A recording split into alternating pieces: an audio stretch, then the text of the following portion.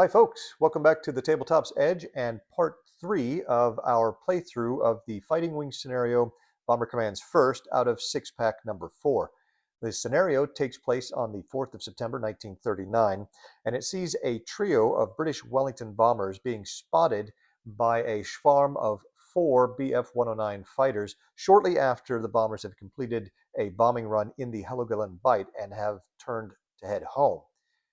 And we've walked through the first 3 turns of this scenario so far, and we've seen the lead 2 Wellingtons decide to make a left turn and head for the safety of a nearby cloud bank, while the trailing Wellington opted to turn away from the enemy fighters in an effort to put some more distance between the two of them and perhaps maybe outrun them or outdistance them, perhaps outrun them long enough for them to be forced to return back to base or cut off the chase due to fuel concerns. We are therefore at the start of turn 4, and I think this turn there's an excellent chance that we're going to see the first shots taken in the scenario. So this will be another turn that we probably walk through very slowly because I'll want to go through the combat resolution for the first time, step by step, to give you that are unfamiliar with the system a good understanding of how it works in this game. So with that, since we do have, I think, some action coming up here, let's get right to it. As always, because the Wellingtons are in a lower class of aircraft maneuverability-wise, they will all be moving first. So we're going to start off with the Wellingtons. Let's see what they do. All right, we'll go through the Wellingtons in order, 1, 2, and 3. So starting with the lead Wellington that we see here, here's the cloud bank, and this is safety. If these 2 Wellingtons can reach the clouds here, they'll disappear into the cloud bank, the Germans will lose them, and they'll be able to escape safely home. As you can see right now, they are heading southwest, and if they were to continue on that heading, they would actually pass north of the cloud bank. So we are going to have to turn back to the south here in order to get pointed at the cloud bank. The question is, when are we going to do that? Well, if we end up turning here, you can see this will kind of put us right in the edge of the cloud bank, and that's a fairly tight turn. I don't even think we're able to turn that quickly. Also, the tighter we turn, the more decel we're going to incur, and at this point there's not a lot of subtlety in the flight paths for these 2 bombers. They are just heading as quickly and directly as they can towards the cloud bank here. They know that the Germans are close enough that they're going to get at least 1 firing pass on them. They're going to have to kind of hope for the best and see if maybe they can at least jink a little bit and throw their aim off. So with all that in mind, the lead Wellington is currently at a speed of 4.5, and they have a half flight point carry from last turn, because last turn they began the turn at speed 4.5. So that actually, even though their speed is 4.5, they're going to have 5 full flight points because we add the half flight point carry to the 4.5 that they currently have at the start of this turn.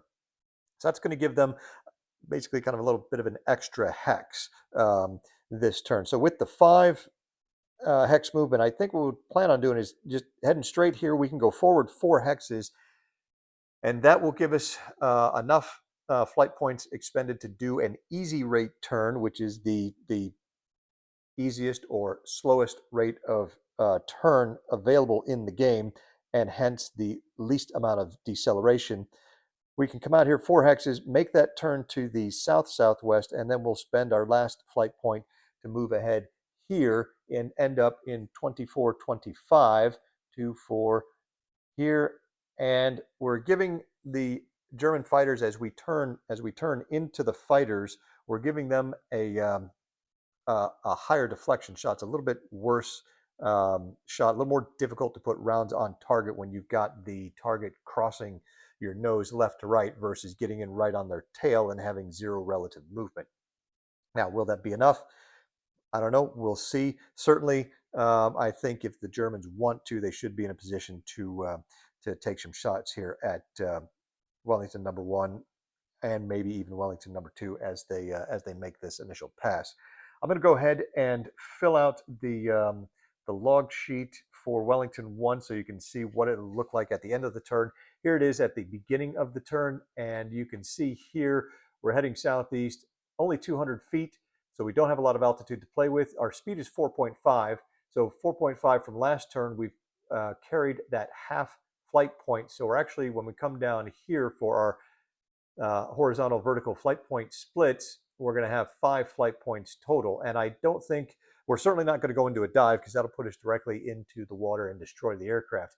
And I also don't think we want to climb because if we pitch up, we're going to be slowing down the aircraft, and that could be that's going to expose us that much longer to the guns of the German fighters. So there'll be no transition here. We'll stay in our level flight attitude, and then that's going to give us 5 horizontal flight points and no vertical flight points. And then I'll go ahead and fill in the XL decel, do the calculations down here, and we'll see where it ends up. All right, here's what the log sheet looks like at the completion of the 4th move for Wellington number 1. You can see we had 5 horizontal, no vertical flight points, no mandatory altitude change because we're in level attitude, no vertical flight point changes because they were all horizontal flight points spent, but we did go ahead and take our optional altitude of a 100-foot descent. So this is going to put us right down on the deck. Throttle was military, and because we're at 4.5, which is the maximum attainable level speed for this altitude, we are not exceeding that, so we still get our thrust from our engines, and we took the maximum thrust, which gives us 3 points of power acceleration. We were carrying 4 points of acceleration from the previous turn, and the dive of 100 feet, that descent, added another 1.5 to give us a total of 8.5 acceleration points. On the decel side, the only thing we did was make that one facing change to the south to give us a south-southwesterly heading. At the easy rate is half of the tight turn rate decel, which you can see here is 2, so half of that is 1, which is where we get our 1 total decel. That gives us a net acceleration of plus 7.5 points. 5 points means we're going to accelerate 0.5 on the speed. We see that marked here. So at the start of turn 5, we're going to be in hex 2425, heading south-southwest at 100 feet with a starting speed of 5.0 in a left bank and level with no flight point carry and no turn or maneuver carry. Now, that does put the Wellington above its maximum level speed, which we just said was 4.5, but it is still well below the maximum dive speed. So no danger of overstressing the aircraft at this point. And since the speed is accelerated to 5, that means we're going to get another 5 full flight points to expend next turn. However, this will have a little bit of an impact. We now are overspeeding the aircraft on turn 5. And so, again, we'll be able to look and see what effect that's going to have on the acceleration deceleration. Now, for Wellington number 2, Wellington number 2 is pretty much playing follow the leader. They also are at speed 4.5 with the half flight point carry, so they have 5 flight points as well. And if we go forward 1, 2, 3, 4, 5, that'll put us here. If we make that turn at the end, or if we go 4 and turn here, that'll get us pointed in the right direction. But do we want to, let's see, 1, 2, 3, 4, 5. What altitude? They're at 400 feet. They've got a little more altitude to play with. I think we're just going to have them continue straight ahead forward, not make the turn, but they may actually start the turn. They just won't have enough flight points to complete the turn. They'll carry that turn over to the next turn, and the next turn, that'll give them a turn sort of out here rather than coming to the inside of the lead there. So very simple move for number 2. 1, 2, 3, 4, 5 hexes straight ahead. Let me go ahead and the question then is, are they going to want to give up any altitude or stay there at 400 feet? I think with the lead down on the deck at 100 feet, I think they're going to stay at 400 feet, and that will hopefully force the 109s here to make a choice as to which bomber they're going to go after. Given the vertical fields of fire, it's going to be difficult with the Wellingtons 300 feet apart for the fighters, they're going to have to choose one or the other, because I don't think they're going to be able to have a shot at both of them, potentially both, to be able to choose from each of them. So yeah, they'll stay at 400 feet for now. And let me go ahead and again do the log sheet for number 2, get that recorded. We'll see if number 2 can also accelerate to a speed of 5.0 to match the lead. If they can't, then I'll consider maybe taking a 100-foot descent to give us that little extra. If that is enough to, again, put us over the top and get us up to speed 5, I may do that. Otherwise, if we can achieve that acceleration to 5.0 speed remaining level, I think we'll do that, and then save the altitude perhaps for next turn. Looking briefly at the log sheet here for Wellington number 2, you can see with the move here, they had 5 horizontal, no vertical. They did not descend at all, so they had 4 acceleration points carried over from the previous turn, added that to their 3 points from their engine setting this turn, gives them 7 total acceleration points. They began an easy rate turn, but they only spent the last 3 movement points in the turn. If we look at the turn rate chart here, you can see at speed 4.5, an easy rate turn requires 4 flight points to be spent. Now we had 5 flight points, so we could have very easily completed the turn if we had elected to start the turn with our initial flight point, or even the second flight point. But we held off a little bit and then started the turn about halfway through the move, which allowed us to only spend 3 of our flight points towards completing the maneuver. So what will happen is next turn, if we want to continue the maneuver, we will continue that turn, but those 3 points, which we've noted here in our turn and maneuver carry, we've got 3 flight points towards an easy left turn. The next flight point we spend, in other words, the first flight point of turn 5, will actually be the 4th flight point spent towards completing the maneuver. Now, our speed will be 5 at the beginning of next turn, which means the flight point requirement is going to increase, as you can see here on that same chart. We're no longer going to be on the 4.5 line. We're going to drop down a line, and you can see to complete that easy turn, it's going to take a total of 6 flight points. Now, the 3 that we've already spent will count towards that, so we'll need to fly straight ahead for another 3 flight points before we can execute that facing change and then continue with the move. And then other than that, you can see we did manage to carry 1 point of acceleration over for next turn. So with those 2 done, we've got just Wellington number 3 before we move on to the 109s. We can see Wellington 3 out here kind of a little bit by themselves now, with all the attention focused on the lead 2 Wellingtons. He spent last turn 3, rolling from a right bank into a left bank to begin a turn back out to the west here, to again extend some distance between himself and the 109s. Now he's currently at 600 feet of altitude. His speed is 4.5, and he has a half flight point carry like the other 2 Wellingtons. So he's going to get 5 flight points this move. The question, we know he's going to turn to the west. The question is, does he want to maybe start to climb a little bit? With both of these Wellingtons down low and getting lower, the 109s, as they're attacking them, are going to have to get down low with them as well. And there's 2 ways to get some distance between you and the bad guys in this system. You can do it laterally, like they've done so far. You can also do it vertically. So if the 109s are diving down, Wellington 3 might be able to buy himself a little more time if he climbs a bit.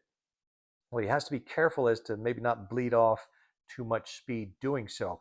Because the 109s certainly will then have to not only move laterally to get over into a position to attack him, but they will also then have to climb back up to altitude to attack him, and that's going to cause them some deceleration, potentially slowing them down, again buying him a little more time. For number 3, he's got to survive on map the full 20 turns. He's made it through the first 3 so far, so anything he can do to slow down the Germans in their pursuit of him is worth considering. So what we'll do is I'll take a look at that. I don't know if we necessarily want to pull into like a shallow climb.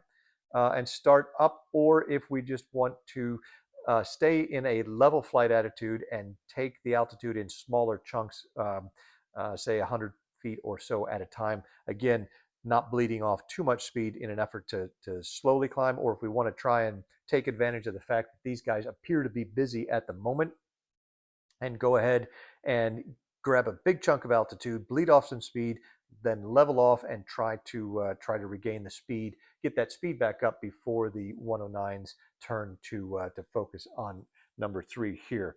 Ultimately, that'll take a few minutes to kind of look over the charts and weigh the consequences of our two options there.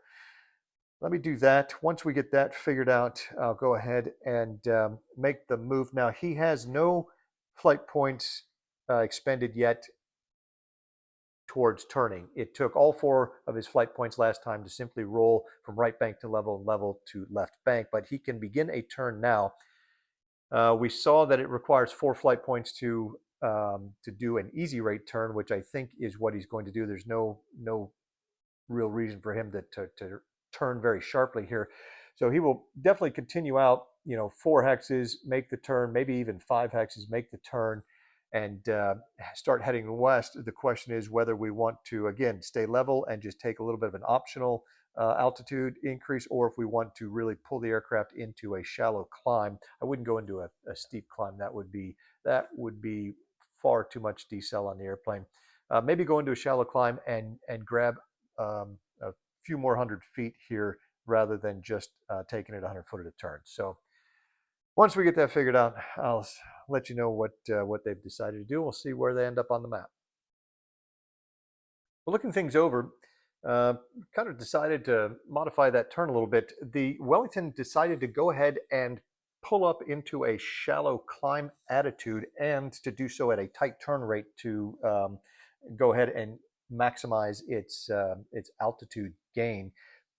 But we decided to not start the turn to the west. So they continued just straight ahead, pulled up into a climb, and you could see they ended up here in hex 3629, just moved forward 4 hexes and climbed 1 vertical hex, or 1 vertical flight point. And the log sheet then looks like this. So we noted our pull transition of a tight turn 1 step. That gave us 4 horizontal and 1 vertical flight point. There's no mandatory because we started in a level attitude. We got a climb of 3 increments for the 1 vertical, and then we took our optional, which in a shallow climb is 1/3 of our flight points rounded down. So from the fractional values table, 5, 1/3 of 5 is 1.5. That rounds down to 1. We took that extra 1 to give us a total climb of 400 feet. Throttle setting was military. We took the maximum 3 points of acceleration from that. We were carrying 4 from the previous turn to give us 7 acceleration points total. Here you can see the transition for the decel for the transition as a total of 2 points, and the climb and climb attitude decel. We have no climb attitude decel since we started in level. However, we did climb 400 feet, and at speed 4.5, that gives us 1.5 decel per increment climbed. So 4 times 1.5 gives us a total of 6 for 8 total decel, giving us a net decel of -1, which we've carried over to the next turn here, but it did not slow us down. It did not affect our speed. So we'll be starting out in 3629, heading northwest still, but now we're up at 1,000 feet, still at 4.5 in a left bank and a shallow climb attitude. Now the cloud deck is at 1,500 feet, and if Wellington 3 enters the cloud deck, it will be destroyed. For the same reason, it cannot enter the cloud bank that the other 2 Wellingtons are heading for. So next turn, we will definitely be lowering the nose back down to a level flight attitude, and hopefully the climb here, if they can get sort of right up snug against that cloud deck above them, it's going to force the 109s to attack them from below. It's not going to give them, or from level attitude, which means they're going to have to climb up from where they are down here as they attack the lead 2. Wellington 3, since they're stuck in this box between the ocean and this cloud deck, as well as on the map here, they're going to try and maximize their survivability by playing at the edges of this box as much as they can, and hopefully making things a little bit trickier for the Germans, because again, the Germans don't want to enter the cloud deck. They'll be out of the scenario. They won't be destroyed, but they'll be out and unable, obviously, then to shoot down any more of the Wellingtons. And they need to stay on map as well. So trying to make things as difficult for the Germans just by where we're positioning the aircraft for the fight here. But now with the bombers out of the way, we're going to turn to the 109s. And I think you can see with the 109s at their current speed, they are going to be right up on top of these guys this turn. So I expect we're going to see some shots here. It's just a matter of how many and at which bomber they're going to be shooting. So let's find out. Turning now to the 109s, you can see we've got the lead pair here at speed 6.0. They are at 400 feet. The trailing pair is at speed 6.5, and they're a little bit higher at 500 feet. So all of the 109s are going to have 6 flight points to spend this turn.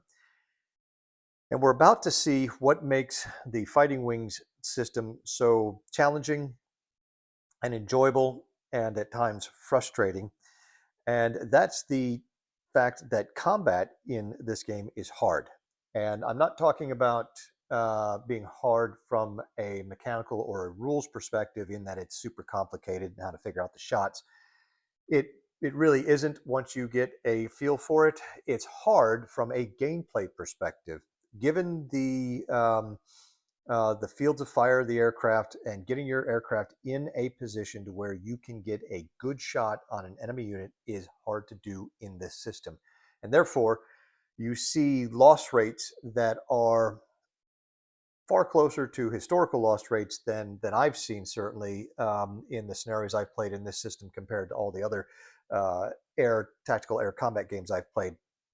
You know, in a lot of those other games, you may have, let's say you got 10 aircraft involved in the dogfight. At the end of the game, 7 or 8 of them may have been shot down. Fighting Wings, you get those same 10 aircraft in that same situation, and it's entirely possible that all 10 aircraft will survive the scenario. Some may be shot up, some may be severely damaged, but it's hard to shoot down an aircraft in this system, which means when you actually do manage to get a kill in Fighting Wings, you can take a lot of satisfaction from that because it is an accomplishment, unless the enemy has made some really stupid mistake in front of you and basically handed himself to you on a platter. It's something that you're going to have to work for. And when we take a look at this situation, you'll start to kind of see what I mean. Now, the two fundamental elements of air combat are energy management and angles.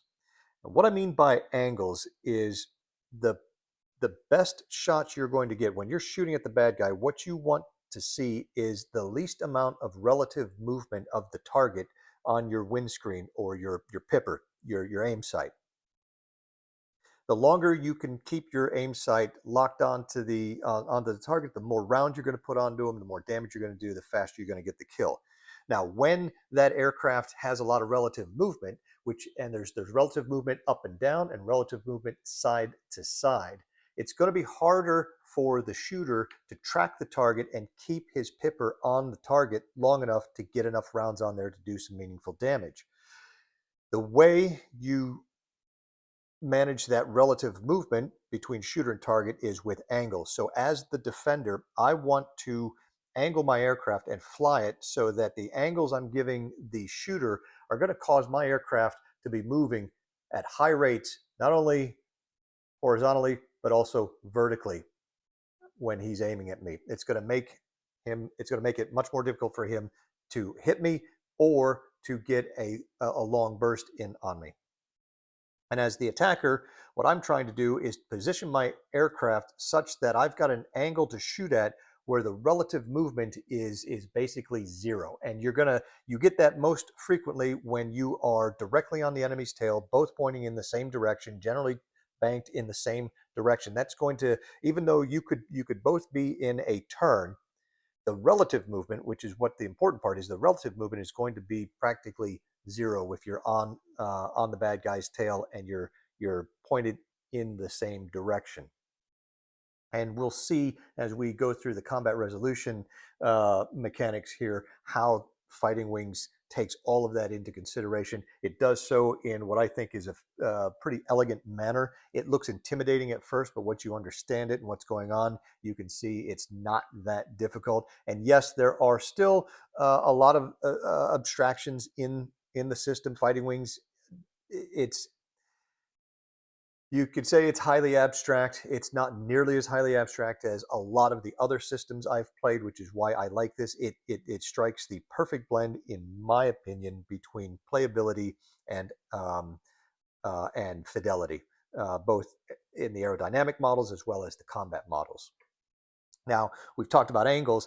Energy management refers primarily to the aircraft speed. You want to manage it. Aircraft energy is composed really of two elements. There's altitude, which is your potential energy, and your aircraft airspeed, which is your kinetic energy. So you add those two together to get your total energy. And you're going to want to manage this. You want to avoid the aircraft from getting too slow as well as being too fast, because if you are too fast, you're not going to be able to turn as tightly as your target. You're going to overshoot the target. You could also you could very quickly find yourself going from the offense to the defense. So energy management is crucial. And in a situation like we have here, where we've got the 109s basically pursuing the bombers, they want to catch them as quickly as they can. So they want to get up to a high speed. But that high speed they're going to have to manage as they close in on the target, because if they don't, they will overshoot the target, and it'll be a wasted pass, a wasted attack run on the enemy. In Fighting Wings, all all of your shots, except for a head-on attack in certain circumstances, all firing is done at the end of the aircraft's move. Technically, there's a combat phase that comes after the movement phase, so it's done after everyone moves. But you can only shoot at the end of your turn in the system, which means if you're not careful, you could end up in a situation where you're too far away at the start of the turn to shoot at the enemy. He does a maneuver, you're going too fast because you've either failed to properly manage your energy state, or he's been able to develop some poor angles on you, and you end up at the end of your move having overshot him and not having gotten a shot off at all. Let's see, perhaps if we get into specifics here with this exact situation, this will all become a little bit more clear for you. So let's start off by sort of analyzing what kind of options the lead 109 has right here. All right, there's three considerations when you're looking to line yourself up for a shot in Fighting Wings.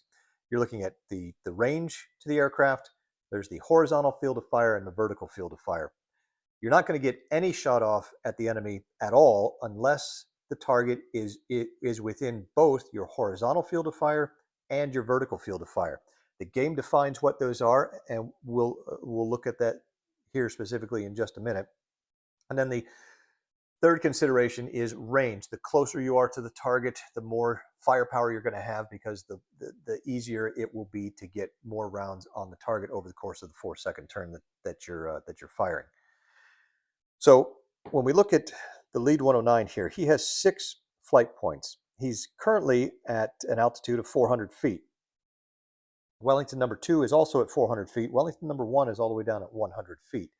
If he expends 6 flight points, all horizontal flight points, and moves straight ahead, 1, 2, 3, 4, 5, 6, he's going to end up in hex 2427, which is going to put him at a 2 hex range from both of the Wellingtons. Now, range 2 is not a bad place to be. In my experience, I find that you want to be making attacks from range 0, 1, or 2. Once you get to range 3 and beyond, your firepower starts to drop off quite a bit, and it gets so low that it's very difficult to score any hits at all. And if you are, it's going to be just a couple of minor hits.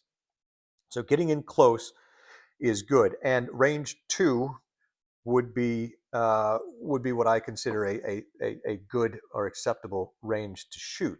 Now, one quick word about range. It's actually total range. So we're looking at horizontal and vertical. And you calculate total range by adding the number of horizontal hexes and then the differential in the altitude, in the vertical.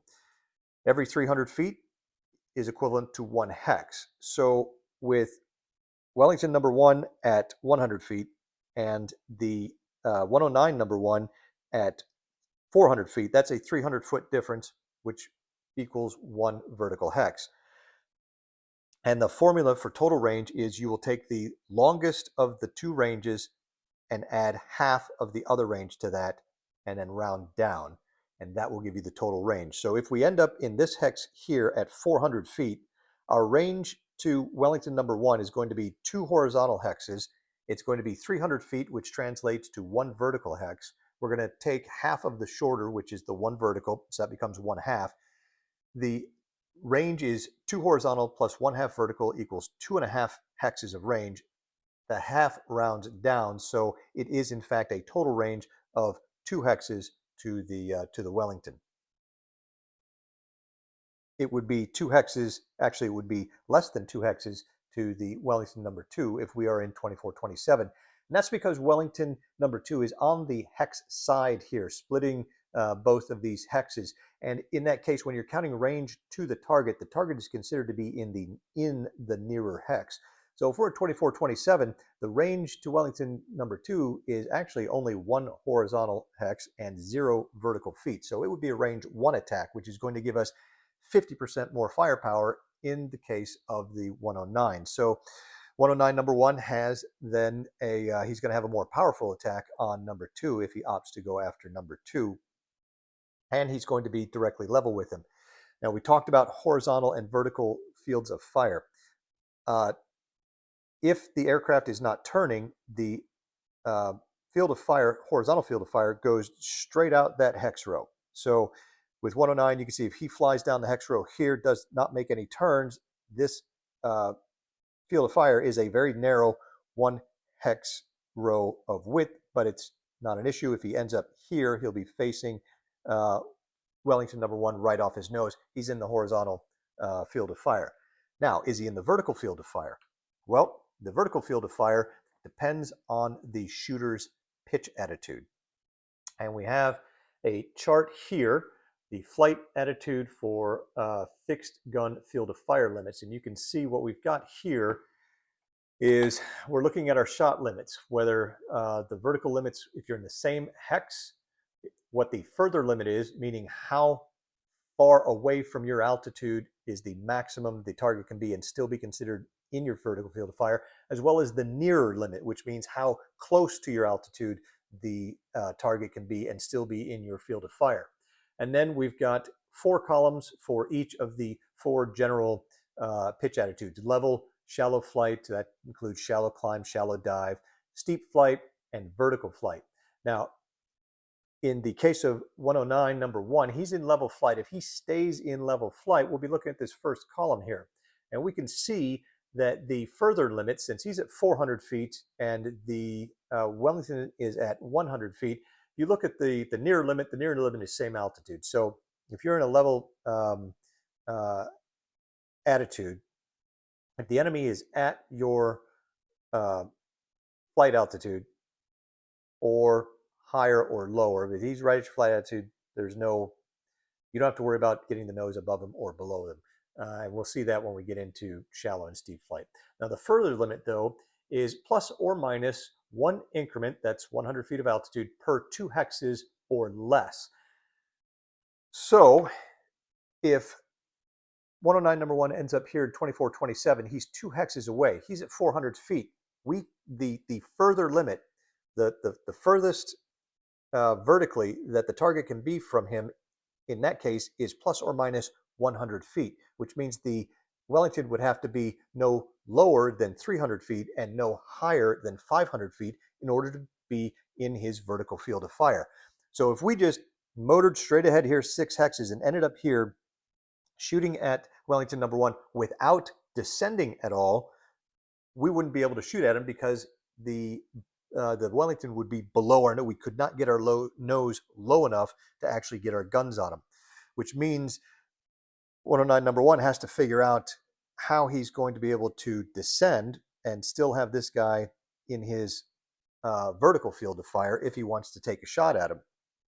And keep in mind, he's only at 400 feet. So if he pushes the nose over into a shallow descent or a shallow dive, you can see now, and he can do so.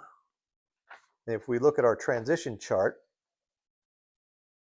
he can do a push attitude from level into a shallow dive. If he does a free one, he can use all of his flight points as horizontal flight points, which means he would go forward 6 hexes, he would get to this hex, and he would be in a shallow dive attitude at 400 feet if he chose not to take any optional altitude descent.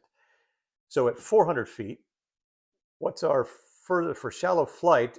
The near limit is 1 increment per 3 hexes or less. Well, we don't have to worry about that because with a range of 2 hexes, that means the Wellington could be no higher than 300 feet to be considered in the vertical field of fire. We know that is the case. What about the further limit? It's 2 increments per hex.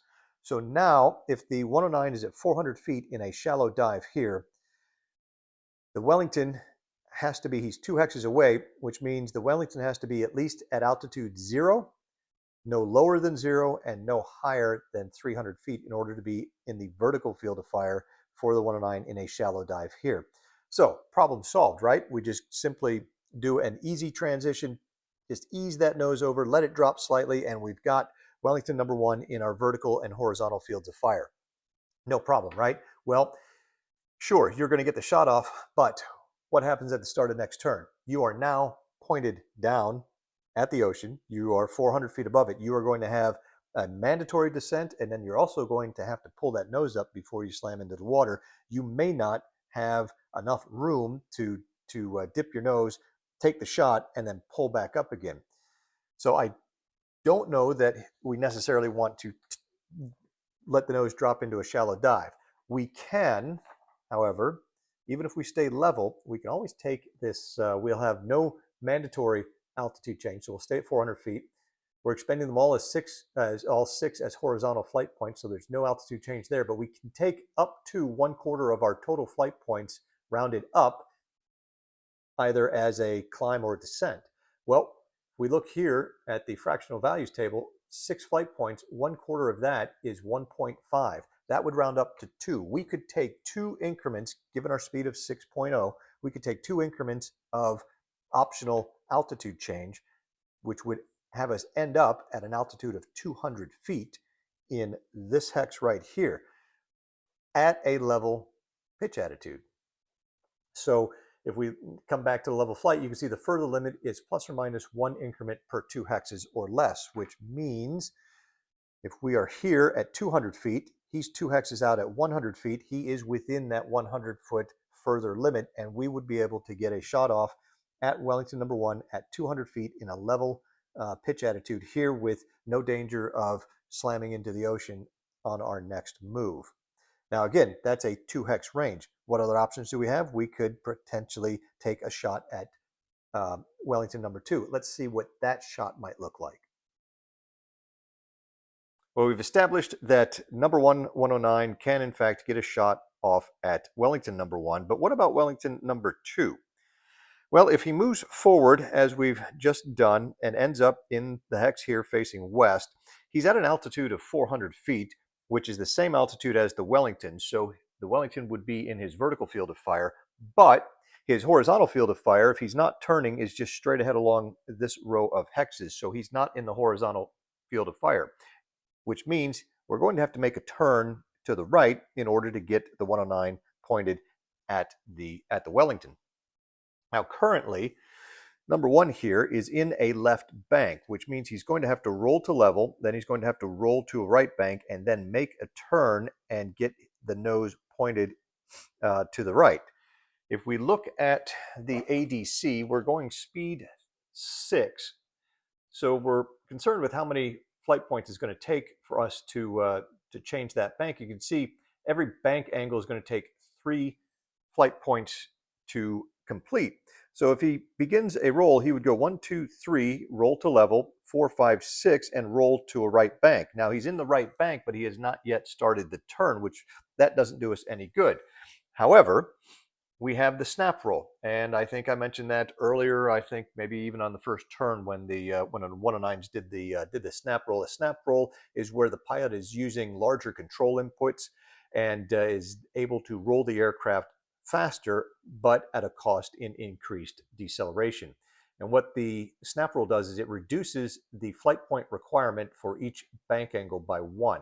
So instead of 3, we could conceivably roll to level in only 2 flight points. So we would go 1, 2, roll to level, 3, 4, roll into a right bank. Now that we're in the right bank, we can now start to expend flight points to actually turn the nose to the right. So the question becomes, with 2 flight points left, at speed 6, do we have enough flight points left? Can we turn the aircraft fast enough to actually get the nose turned this turn? And we're going to have to look here at the aircraft turn rate chart. We come here to the 6.0 to 6.5 speed row, and you can see as we read across here, we do in fact have a turn rate that will only require 2 flight points, and that is the brake turn rate.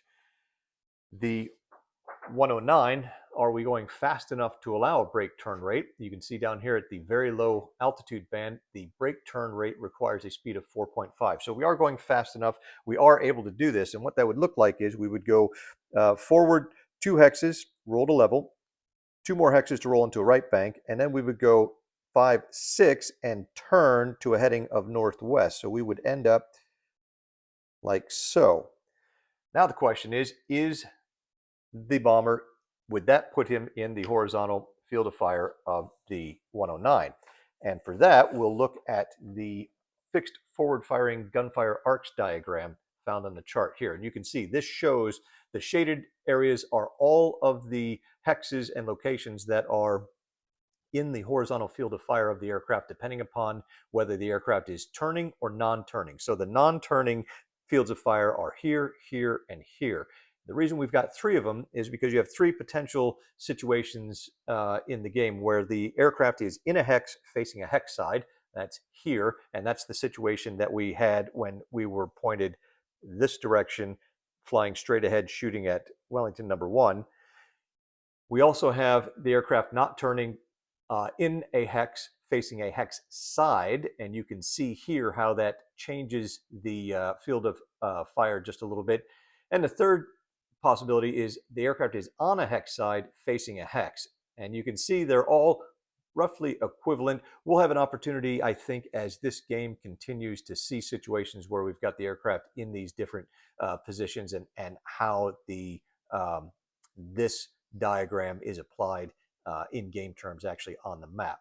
Now the other 6 fields of fire here are for when the aircraft is turning, either where the aircraft is turning to the left or turning to the right. And again, there are 3 of each of those for the 3 situations of aircraft in the hex facing a hex side, in a hex facing a hex spine, or on a hex spine facing a hex.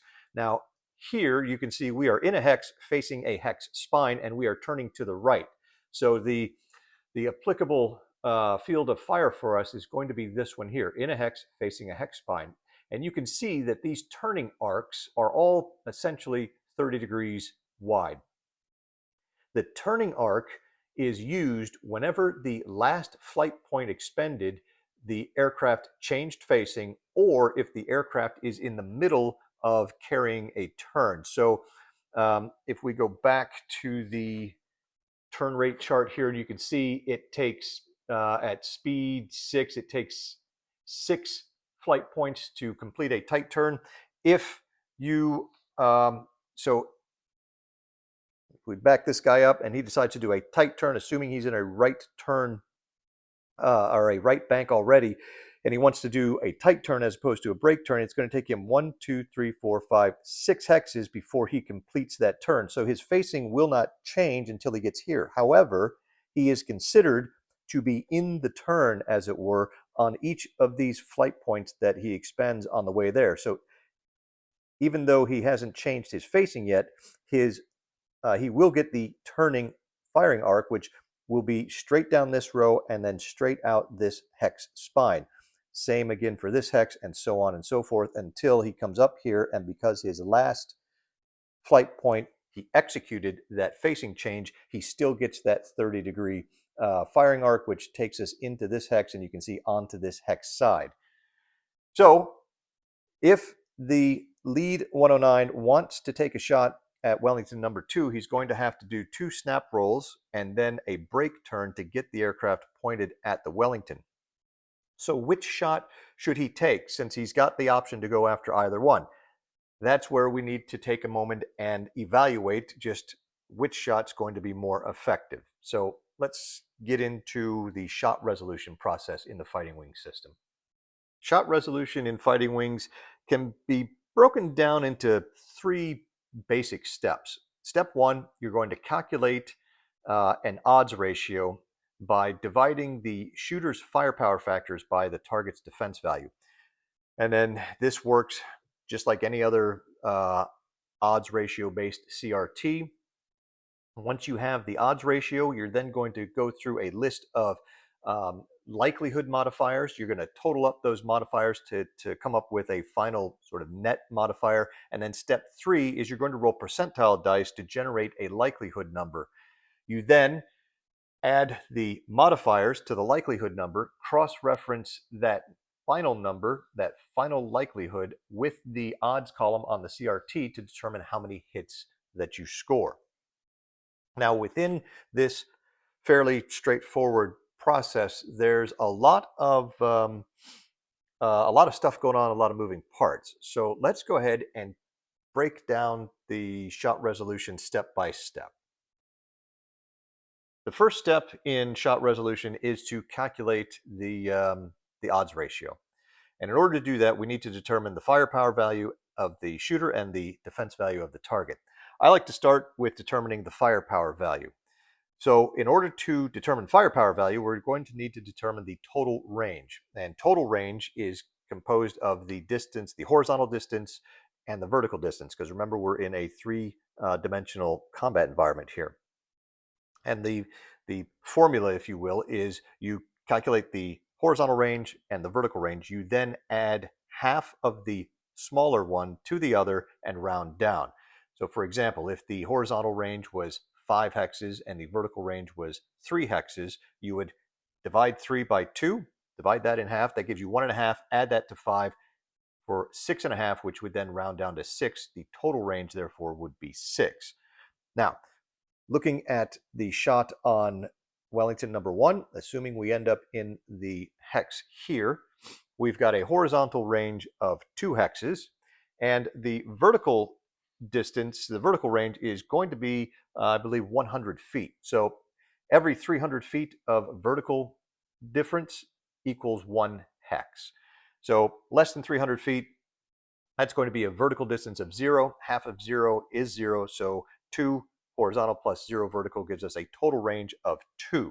We then take a quick look at the ADC in the firepower chart, and we find the range here of 2. We are going to fire all 4 machine guns, so we'll just come straight across to the total column here, and we'll see that that will generate 12 firepower points if we fire a range 2 attack with the 109.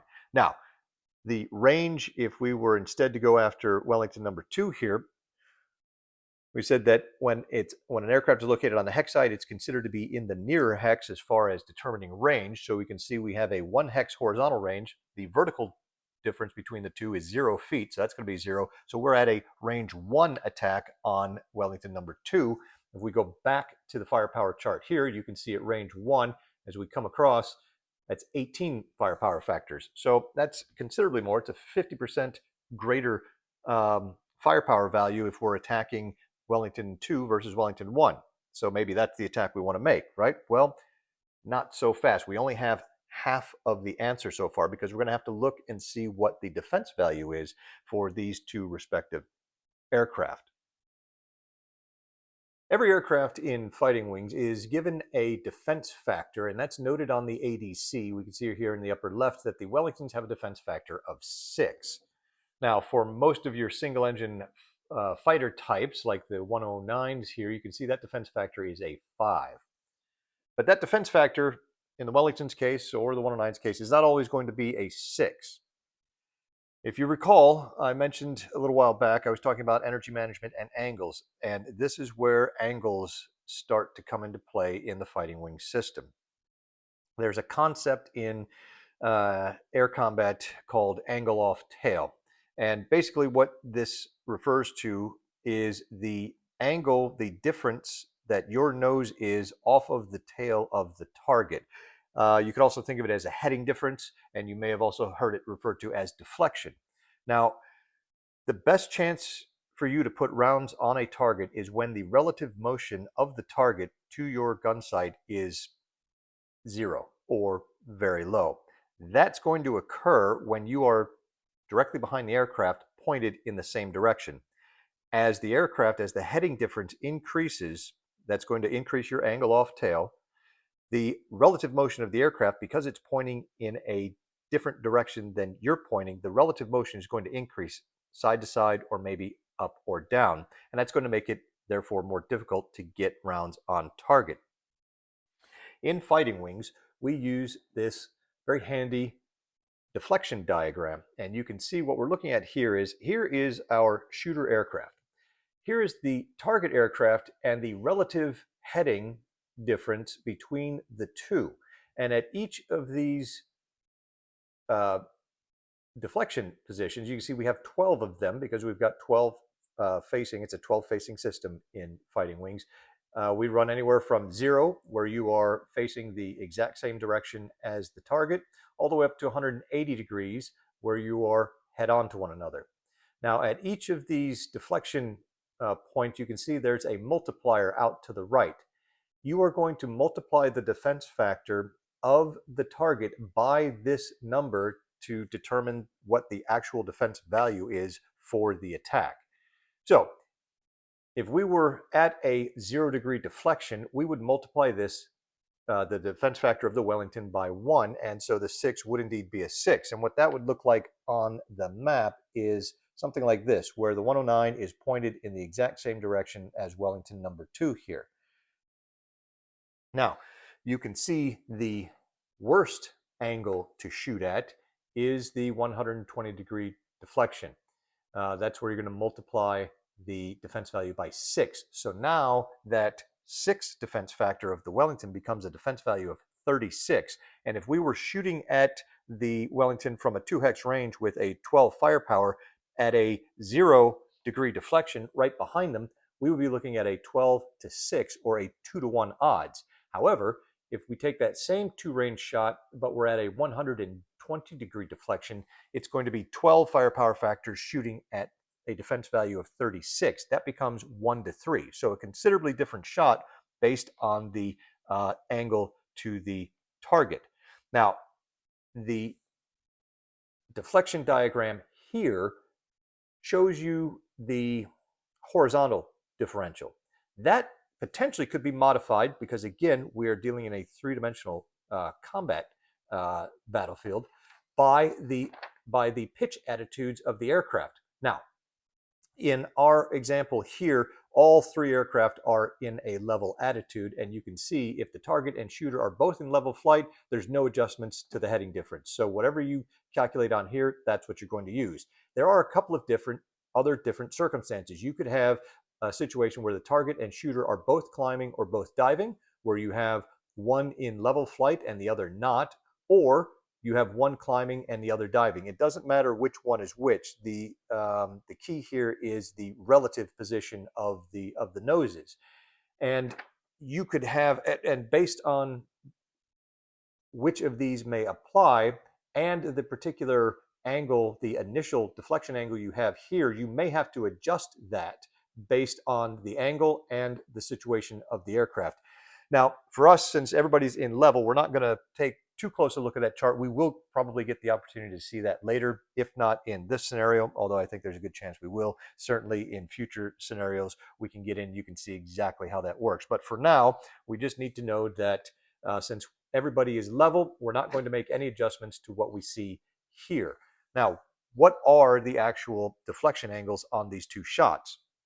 You can see the 109 is heading, if we move here and we shoot at number 1, we are heading east, and the Wellington is actually facing southeast. southwest. I'm sorry, we're facing west, and the Wellington is south-southwest. That is a 60-degree heading difference.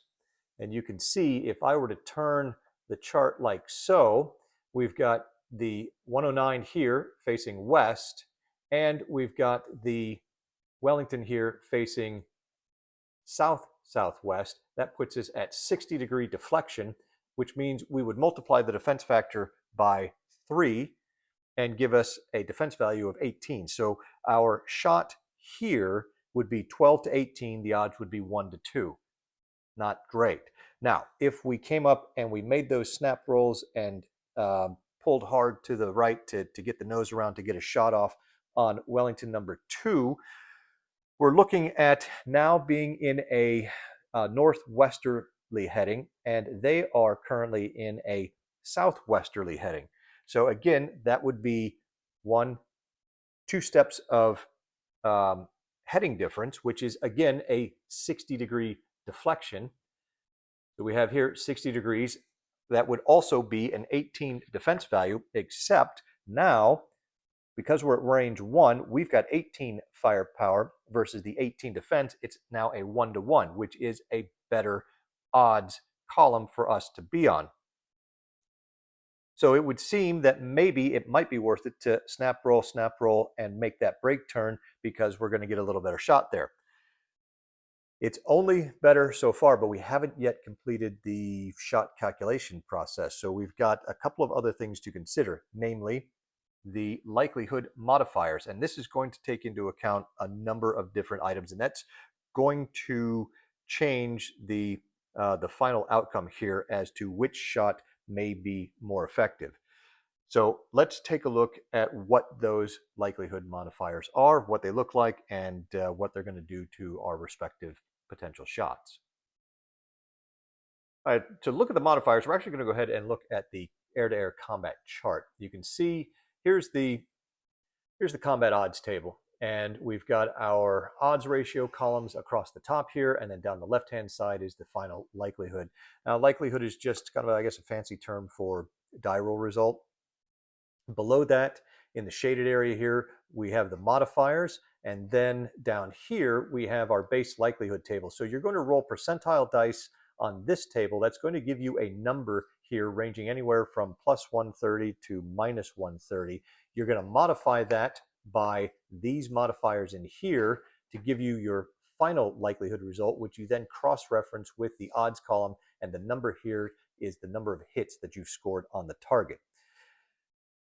Now we're focusing right now on the modifiers list, and you can see there's 2 columns here. There's the universal aircraft likelihood modifiers and the air-to-air gun combat likelihood modifiers. The modifiers on the right here are only used when you are resolving a air-to-air gun combat attack. These are used in any kind of attack. Keep in mind that Fighting Wings allows you to simulate bombing attacks, whether it be on ships, land targets, you name it, strafing runs. So these are going to apply to those, but these do not. Now, in our case, we're resolving an air-to-air gun combat, so we're going to look at the modifiers in both sides. And you can see in the Fighting Wing system, you want to roll low for just about everything except initiative. That's the one exception. So the lower you roll, the closer to the top of the chart you're going to be, and you can see the more hits you're going to score. So any sort of positive modifier is bad. Any negative modifier is good. And we've got things for aircraft used. Negative G is inverted when it takes a shot. You can see the negative G is plus 30. If you're inverted, it's plus 20. If you're in or did a slip, that's going to be plus 15. If you're in or did a skid during your move, that's going to be plus 30. You can see a lot of these are positive modifiers, not good. Down here, we do have a -5 times the number, and this is the target size number, which is on each aircraft's ADC. If we look at the Wellington, we can see the size modifier here is +1. So we would take 0.5 times 1, and that would give us a modifier of -5. So every time we shoot at a Wellington, we're going to have at least a -5 modifier in effect, simply because of the size of the aircraft. And to compare that to the single engine fighter of the 109, you can see the size modifier is 0.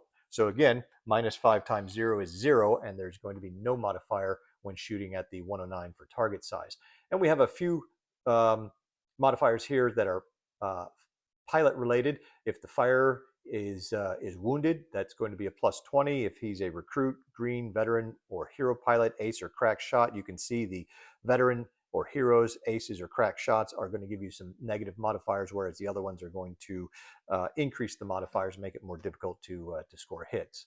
Moving over to the right side of the modifiers here, we've got some modifiers based on the gun sight type.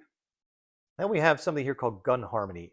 Now, gun harmony, when you've got your guns in the wings, mounted in the wings of the aircraft, they can be quite a ways apart, relatively speaking, which means the bullets coming out of the machine guns are going straight ahead. The bullets are going to be rather spread out, and it's going to be hard to get all of them on target. So what they would do is they would harmonize the guns by basically adjusting the angle at which the guns were pointed coming out of the leading edge of the aircraft, so that the bullets would then all converge at a certain distance in front of the aircraft. Generally, that was 200 yards, which in fighting wings at 600 feet, each hex horizontally is 300 feet. So therefore, in most cases, you will find historically that the wing-mounted guns were going to be converging about 2 hexes out in fighting wings terms, which is why you get a rather substantial -15 modifier for shooting at a target at a range 2 if you are firing half or more of the actual guns used in the attack are at range 2. So on our 109, that's going to apply to us because we have 2 nose-mounted machine guns, and then we have 2 wing-mounted machine guns, 1 in each wing. So when we fire all 4 of these, half or more are in fact wing-mounted guns. So at range 2, if we make a range 2 attack, we would be getting a -15 likelihood modifier in addition to any other modifiers. Now, the flip side of gun harmony is for each hex that you're past that harmony, which is going to occur at range 2 or 3, if you've got at least half or less than half, you're going to start to get some positive modifiers, because what happens is the bullets, they're converging at this point, but then they're continuing out on their trajectories, and you're going to get into that same issue where the bullets are spreading out and you're getting fewer of them on target. So ideally, if you are the 109, you are going to be wanting to make your attacks at range 2 or closer, or range 3. Range 4 and beyond, you're going to start to suffer some bad likelihood modifiers and make your shots even less effective. We've got this lift vector mismatch. That's something that might be worth taking a few minutes to talk about. So I'll get back to that at the end. And you can see when we just want to talk about the rest of the modifiers here shortly. Excess firepower odds. So if the initial odds are 1-to-1 or greater, and you've got, but not quite enough, remember we're rounding down, if you've got excess firepower equal to or greater than 1/3, 1/2, or 2/3 of the target defense strength, then you're going to get some negative modifiers. And what that means is, let's say we are shooting 30 firepower factors at a defense value, a defense strength of 20. 30 divided by 20 is going to round down to 1-to-1. However, we still have 10 sort of excess firepower factors hanging out there, because it only takes 20 firepower factors to get the 1-to-1. 20 or 10 is half of the number of the amount of firepower needed to get the next column shift up. So we would actually have an excess firepower of 1/2, which means we would get a -10 modifier. So it's not like in a lot of games, you're looking for that one last strength point to attack that, to get that column break to move up to the next column. Here in fighting wings, if you've got sufficient excess firepower points, they're not wasted. You are going to get a little bit of consideration for that. And then we've got fixed gun combined speeds. So remember, aircraft here, that's the combined speeds. If you're flying at one another, your closure rate is really high, and it's going to give you less time to shoot at the target, less of an opportunity to get rounds on target. So you're going to suffer a a penalty, a bad modifier, if the combined speeds, the closure rate is faster than 6.0. And then the G rate that the shooter used. So we're looking at, as the German 109, those are F class. If they used a tight turn, hard turn, or brake turn rate, you are going to have to apply this modifier of +0, +10, or +20 respectively. What that's all about is the higher your turn rate, the faster you're turning your nose, the harder it's going to be to keep your nose on the target because of the rate at which your nose is moving, particularly relative to the target. So now let's take a second and talk about this lift vector mismatch. This is one of the more um, difficult concepts I've found for people to kind of get their heads around. So I do want to take a minute and see if we can explain this. I want to take a moment and talk about lift vector mismatch in a little bit more detail here, because that seems to be the one modifier that gives newer players to the system the most problem as they're trying to get up to speed and wrap their head around things. So if we look at the shot modifier here, the likelihood modifiers, we see lift vector mismatch, also abbreviated as LVMM. And you see the definition: if the target or firer used hard turn rates or greater, each bank angle of difference, you're going to add +5 per aircraft. So if only one of the aircraft used a hard turn or higher rate, you're going to add +5 for each step of bank angle difference. If neither aircraft did a hard turn rate or greater during their move, even if the lift vectors are mismatched, there will be no penalty. And if both of the aircraft did a hard turn rate or greater, and there is a mismatch in the lift vectors, you're going to add +10 per step of bank angle. And I'm going to use an explanation here that was given just recently by J.D. Webster himself regarding LVMM, what it is, and how it's applied in the system, and some of the design rationale behind it. Now, JD said, quote, "While it seems like we're just penalizing twice for the same bank angle difference here, that is not the case. Airplanes turn via their lift vector, not bank angle. The lift vector is from the pilot's seat straight up above his head. What lift vector matching is accounting for is, quote, pipper dwell time, which is a gunnery term indicating how long the gun sight is parked on the target aircraft during their moves." Now, some of the assumptions that JD used in developing the mechanic is that the shooter is actively trying to track the target during the entire move. To fire, he must place the pipper in the right position relative to target to score hits. As long as the aircraft are maneuvering at tight turn or less rates, the rate of relative displacement over time is low enough that the shooter can easily adjust for changes. However, the harder the target or shooter starts turning, at some point, the rate at which target and or shooter are displacing themselves relative to each other becomes quicker, increasing the difficulty of the task, which JD decided would occur if hard turn or higher rates were being used. Now, he also assumes that the pipper will never be on the target 100% of the time. It will drift off, shooter will adjust, it will drift off again, etc.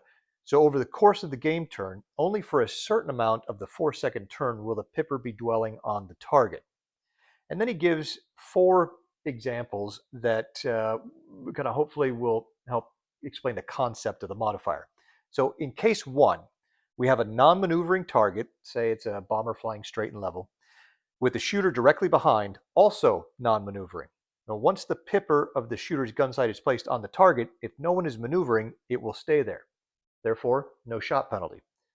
Now, in case 2, we have a maneuvering target, but a non-maneuvering shooter with the lift vectors matched. So from the shooter's perspective, both aircraft are flying in the same direction, but the maneuvering target will either be rising or falling in the gun sight reticle, forcing the shooter to adjust his pitch to keep the pipper on target.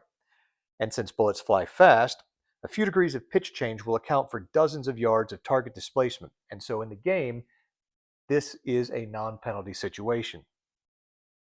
Now in case 3, you've got both the target and the shooter are maneuvering, but their lift vectors are still matched.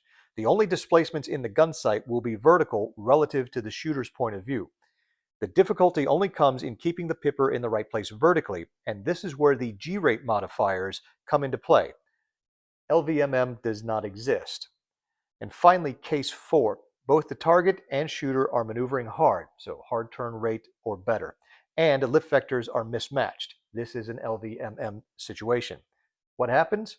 Well, in addition to the target appearing to displace vertically in the gun sight, it will also be sliding left or right due to the turning motion of either or both aircraft. In that case, at some point in the shot, the target will be leaving the ideal position in the gun sight. The pipper position will be lost and dwell time will end until the pipper gets back on target. And the shooter will have to adjust, and during the adjustment period, some bullets will be going off target. If the bank angles match is off by 1 step, the drift occurs at some rate less than if the bank angles were 2 or 3 steps out of phase.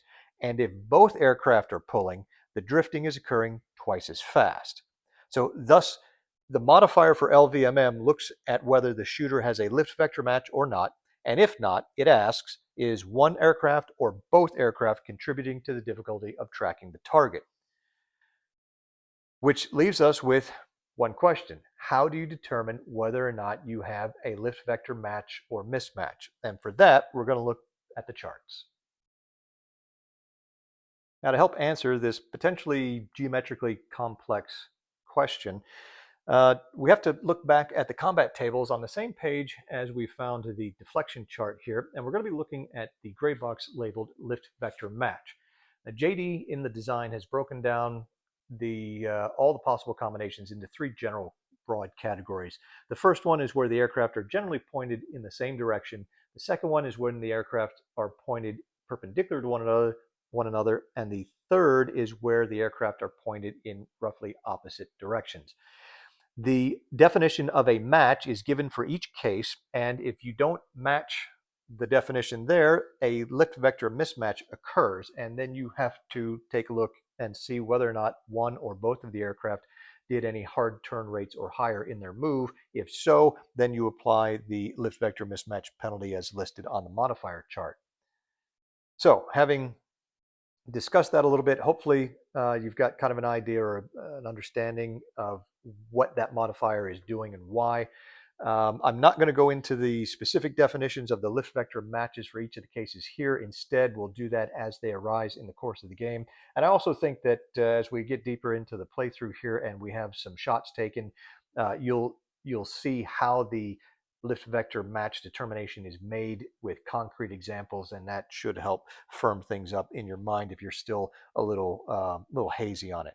Now, there are just a couple other considerations to take into account when we're evaluating whether we can get a more effective shot on Wellington number 1 or Wellington number 2. And that involves the length of the burst being fired, as well as the possibility of a tracking shot or a beam shot. So when you fire a burst at a target aircraft, you can select to fire either a half burst, a normal burst, or a long burst. Normal burst consumes 1 point of ammo, and there are no modifications.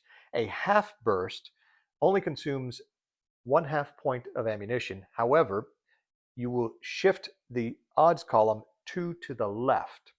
And a long burst uses 2 points of ammunition, but you will shift the odds column 1 to the right.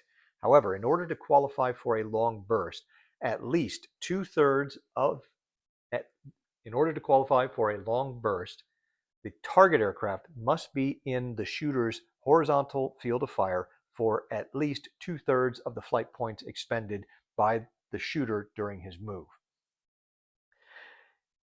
I want to talk next about the tracking shot. Now, a tracking shot will also allow you to shift the odds column 1 to the right if you qualify for it. In order to qualify for a tracking shot, the final deflection must be 60 degrees or less, and the target aircraft must have been in the shooter's horizontal field of fire for the last 2/3 or greater number of flight points expended in the move.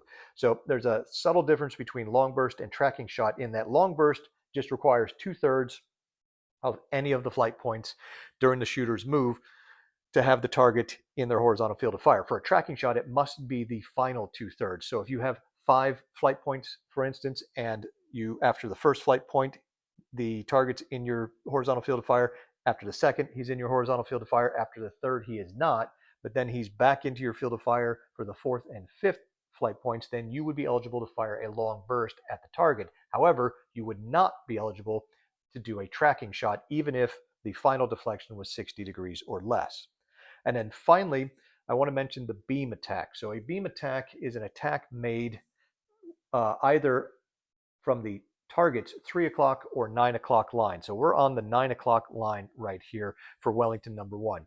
If the attack is coming from the 3 o'clock or 9 o'clock line and the final deflection is in fact 90 degrees, then you're going to have a 1-column shift to the left due to the speed with which the target is crossing the shooter's field of fire.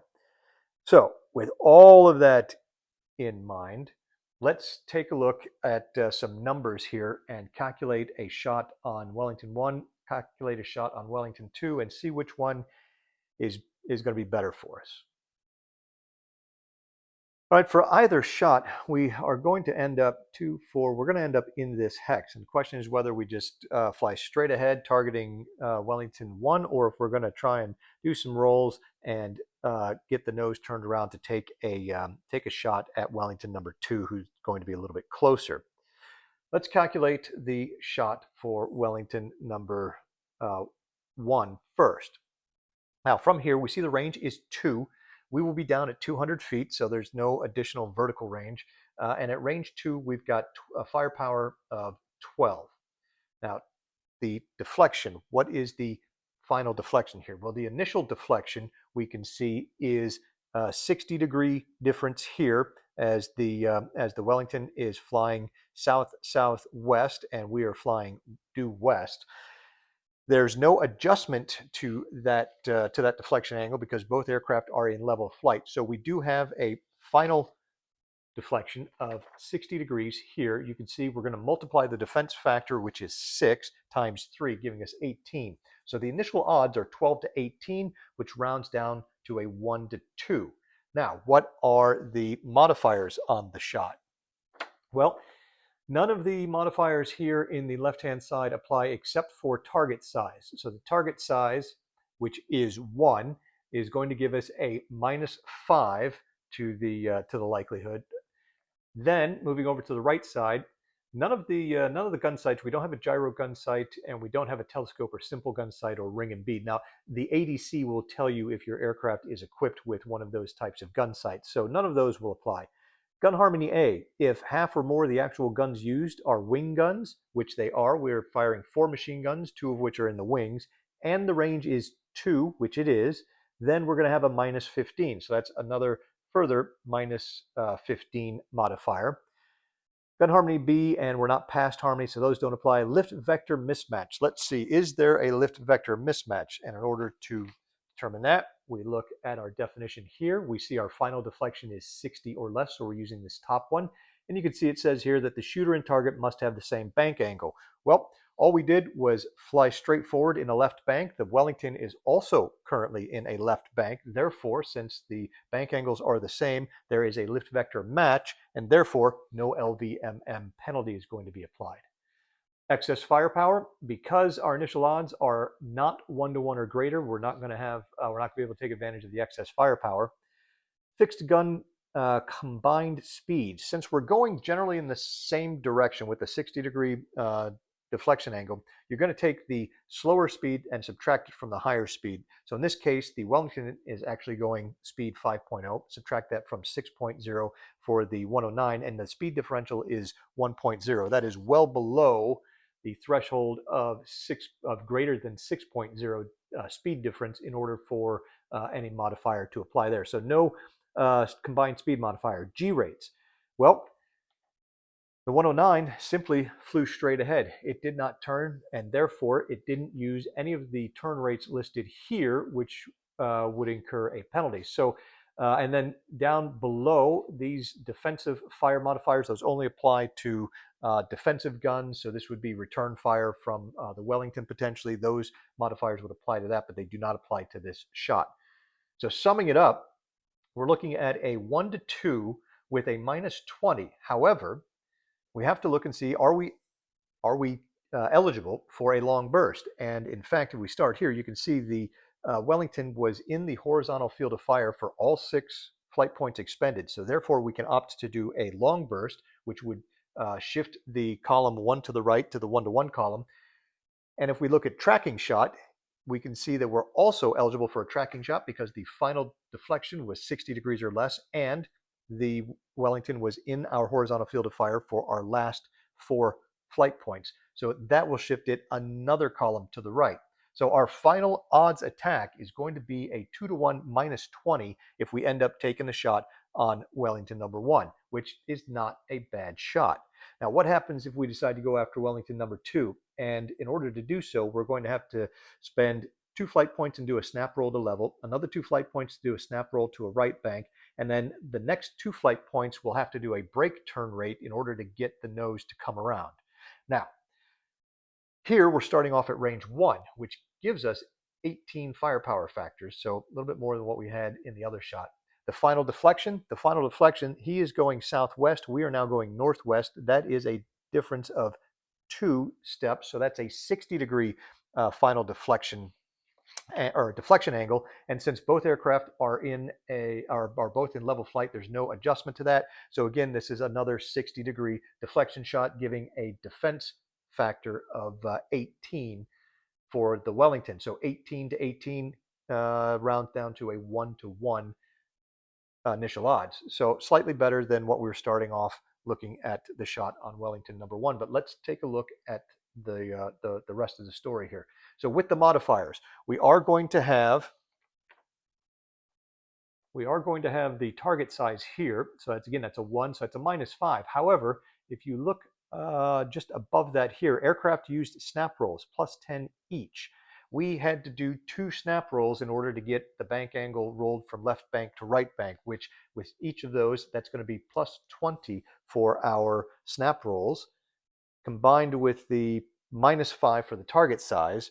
Now we're moving across to the right-hand side, and we already know that none of the top modifiers apply. Gun harmony A, well, we're at range 1, so we're not going to get this nice -15 modifier. We're not going to suffer any penalties because you're only penalized if you are beyond the gun harmony range of 2 or 3 hexes. So we basically get no modifier here. Now, lift vector mismatch. We said with 60 degrees or less, they needed to be in the same bank angle. Currently, if we make this move, the Wellington is in a left bank. The 109 would be in a right bank, which means the bank angles are not matched. We do have a lift vector mismatch. We have a lift vector mismatch of 2 steps because it's 1 step to get to level and then a 2nd step to get to the right bank. So with a 2-step mismatch, we don't have any penalty for the Wellington because the Wellington did not do a hard turn rate or higher turn, but the 109 did. So therefore, we're going to have to add +5 per step of bank angle difference, which we said was 2. So that's going to be +10 for the lift vector mismatch on this shot. And then looking down, continuing, we get there's no excess firepower, there's no combined speed penalty. G rates, we did a brake turn rate in order to get the nose turn. That's an additional +20. So now, if we add up the modifiers, we're looking at +20 for the snap rolls, +10 for the lift vector mismatch is +30, plus another 20 for the G rate of brake turn rates, -5 for the target size. That gives us a +45 likelihood modifiers. Do we have the possibility of doing a long burst though? Well, you can see here the aircraft, the Wellington number 2 was not in our horizontal field of fire here because we are rolling for these first 4 flight points, and it's only once we get into the turn that we start to get that turning horizontal field of fire, which would bring the Wellington into the field of fire. That's only 1/3 of our flight points, so we don't qualify for a long burst, which means we also are not going to qualify for a tracking burst, which means when we're looking at the shot against Wellington number 2, while we could get one off, the actual shot is going to be a 1-to-1 +45, which is a considerably worse shot than a 2-to-1 -20. And if we look at the combat odds table here, you can see a 2-to-1 -20. We would be entering here the -11 to -30. That's like three hits. Now, we will be still rolling the percentile dice, so this could radically change. but you can see at least where we're starting from. We're on the -11 to -30 row on the 2-to-1 column. On the other shot, it would be the 1-to-1 column, but would be at +45, which puts us in the +30 to +49 row. And you can see that's a miss. In order to score any hits at all, we've got to get on the 1-to-1, we've got to get a final likelihood of +9 or lower. We're starting at +45, means we're going to have to get a base likelihood of -36 in order to just get a single hit. And you can see that's here, which would require us to roll a 19 or less on percentile dice. So less than a 1 in 5 chance of getting any kind of hits on of getting just a single hit, versus going with the 2-to-1 -20, where we're starting off here and have a much better chance of doing some damage and potentially doing a good chunk of damage. So it becomes rather apparent from that our best shot is going to be the shot at Wellington number 1. So therefore, what we're going to do is simply plot a move that brings us forward 6 hexes straight ahead. We're not going to turn, we're not going to roll, we're not going to do any transitions, we're going to stay in level flight. We are, however, going to take our maximum optional altitude change, which, looking at the chart here, it's plus or minus, we're going to descend, since we start at 400 feet, 1/4 of our total flight points rounded up. We've got 6 total flight points. 1/4 of that is 1.5. That rounds up to 2, which means we're going to descend from 400 feet to 200 feet. That's going to place us 100 feet above Wellington number 1, which puts Wellington number 1 within our vertical field of fire as well. And so therefore, we're going to be able to get the shot off. Now, finally, we are ready to go ahead and record the BF-109's move on its log sheet. We're also going to be taking a shot once we get to the combat phase, but we've got a few more 109s to move before we are ready to end the movement phase and move on to the combat phase. Looking at 109 number 2 here, he's got 6 flight points, and if he expends them all in horizontal flight points, which he will be doing, that's going to mean he can only reach this hex here, which puts him 3 or 4 hexes away from the Wellingtons there, which is a little bit further away than he'd like to be to get a decent shot off. So I don't think he's going to try and take a shot this turn. Instead, he's going to position himself to be able to make a close range attack on the next turn. So what he's going to do with those 6 flight points, since we don't want to fly to where the Wellingtons are now, but where they're going to be, he's in a left bank. He's going to do a slip to the left to, again, kind of get himself a little bit further, trying to keep up with the Wellingtons as they head to the southwesterly direction. So he's going to move forward 1, 2, 3, 4, 5, and then execute that slip on his last flight point there. He's going to end up here. He is going to descend 200 feet from his starting altitude of 400 feet, which leaves him at 200 feet. And that's going to put him right down there on the deck with Wellington number 1. He should have no problem getting him in his vertical field of fire next turn. Likewise, looking at the trailing pair of 109s, they are at speed 6.5, which means they're also going to have only 6 flight points. They will have a half flight point carryover into next turn. So that's going to be something to kind of keep in the back of their minds regarding energy management for next turn. They don't want to overshoot the Wellingtons, but they can get 1, 2, 3, 4, 5, 6 to here, which puts them a little bit closer than 109 number 2. But again, the Wellingtons are moving off this way. I think they are going to do the exact same thing. They are also in a left bank. They're just going to go ahead and do a little bit of a left slip here as they come in. So that's going to be 1, 2, 3, 4, 5, and then they will execute the slip with their last flight point. 1, 2, 3, 4, 5, and then execute the slip to here. So you can see they're coming up right on the Wellingtons here, and they are going to more than likely have to make a turn. Hopefully they don't actually overshoot them. Now the Wellingtons are looking for just the opposite. If the Wellingtons, if they actually keep a tight turn coming in here, they could actually jam these 109s and force them to overshoot, which would be great, except for the fact that that would turn the Wellingtons away from the cloud bank here, which is their goal, their exit out of the scenario. So let me go ahead and update the flight logs for the remaining 3 109s. That's going to bring us to the end of the movement phase, and it will bring us um, to the well, the combat phase, where we will declare all of our shots, and then we will go through and resolve them. And when I started to log the moves for the trailing pair of 109s, I realized they were still in a shallow dive at only 500 feet. So they will need to do a transition to level here. And they opted to do a tight turn transition of 1 step to level. The reason they did a tight turn transition instead of an easy rate transition, if we look at the FAT here, you can see in the shallow dive, either of those two transition rates will get them 1 step to level. However, if they were to choose the easy rate, they would have to spend exactly 1 vertical flight point, and they would not be allowed to take any climbing optional altitude change at the end of the move. Well, they're starting at altitude of 5, and in a shallow dive at speed 6.5, they're going to have to take a mandatory altitude loss of 200 feet. We add in 1 vertical flight point, that's another 300 feet. You can see that's a 500-foot descent, which would put them at altitude 0 and put them right into the ocean. So we don't want that. The tight turn transition rate allows them to spend either 1 vertical flight point to 0 vertical flight points. And obviously we want to sort of not spend that vertical flight point. So they're going for a little bit tighter pull up of the nose here with the tight turn transition, allowing them to spend all 6 of their flight points as horizontal flight points. And because of that, they'll only have to take the 200 feet mandatory altitude change.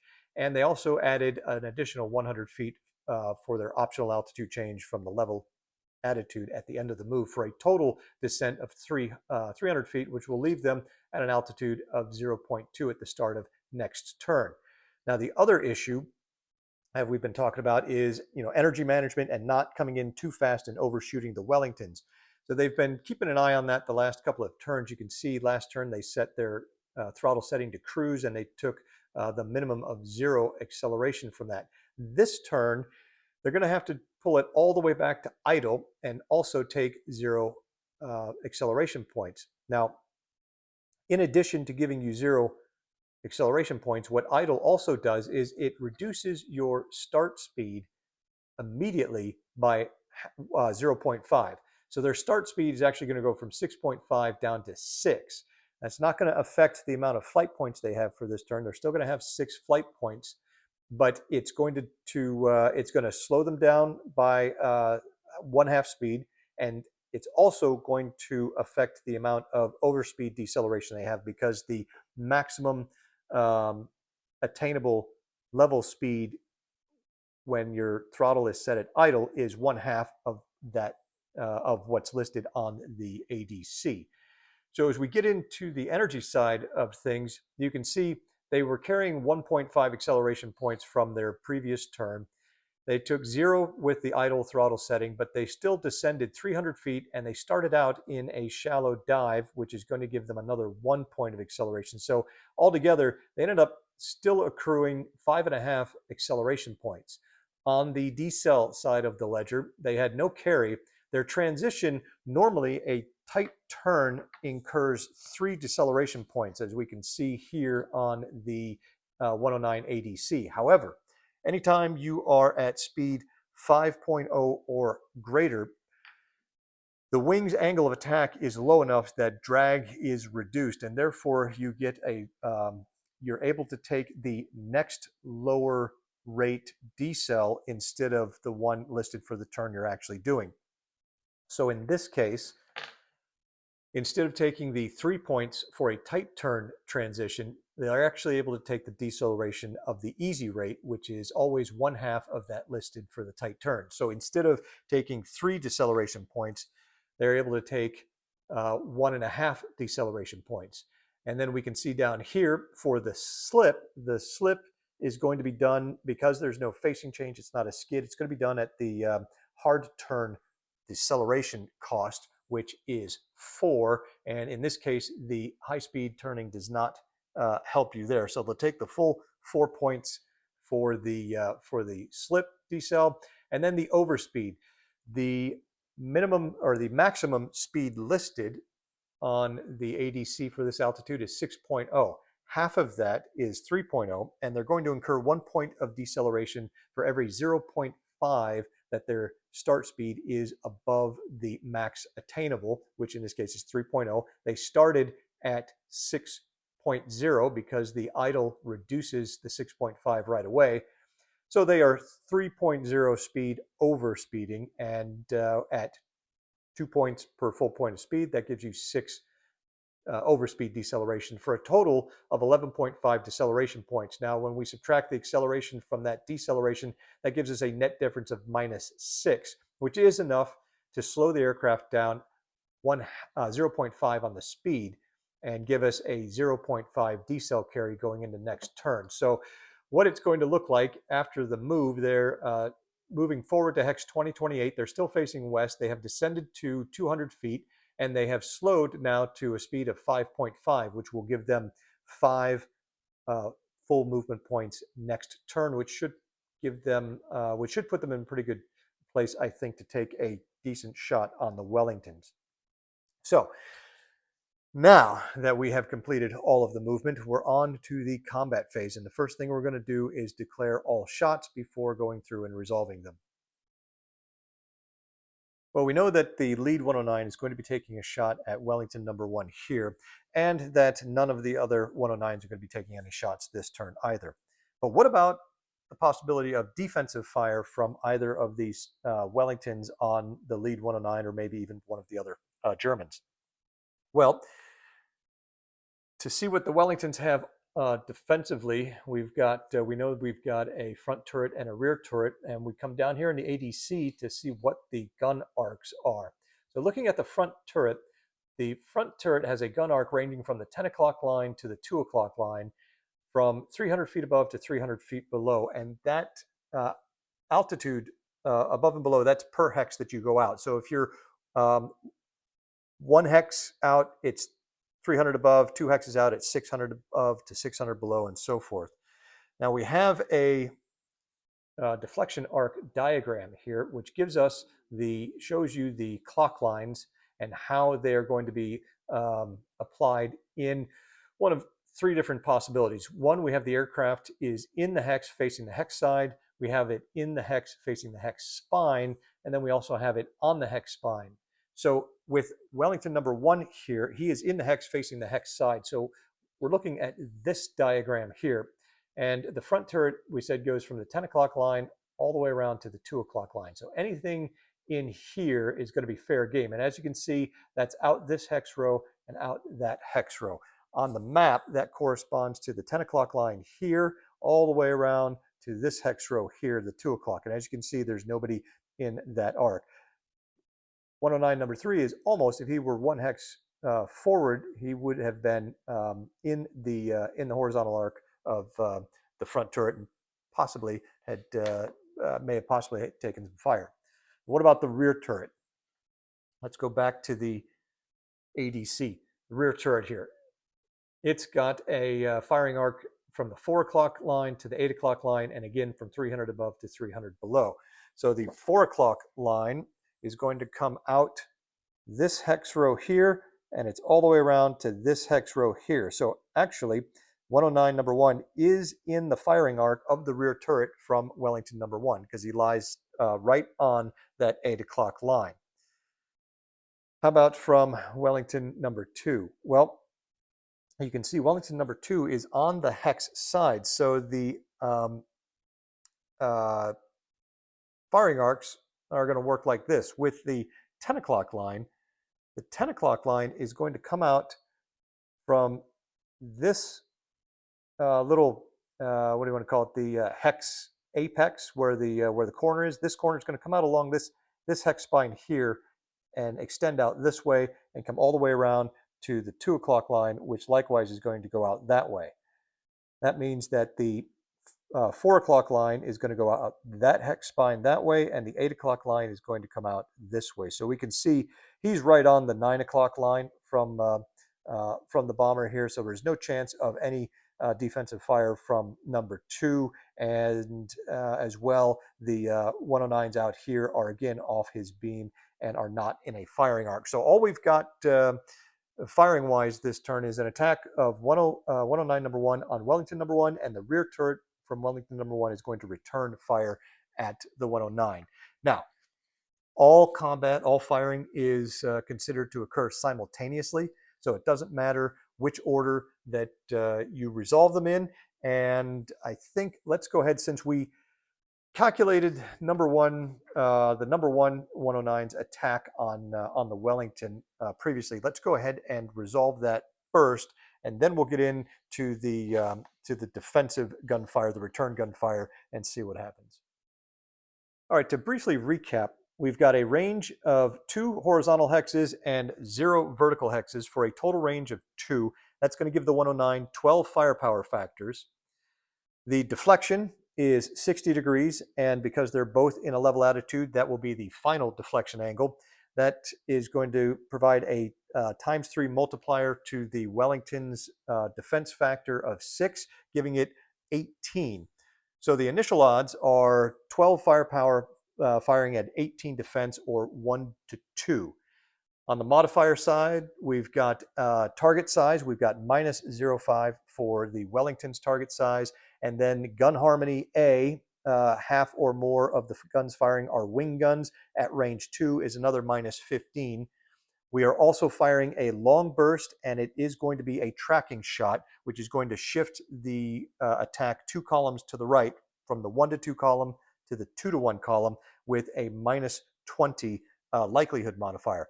Now all we have to do is roll percentile dice, and we will roll the dice. We've got a purple and a blue here. The purple will be the tens digit, and the blue will be the ones digit, and we'll see what we get here on the roll. And it looks like that is an outstanding roll. That is a 0-1. That is really good. Okay, let's see what happens here. All right.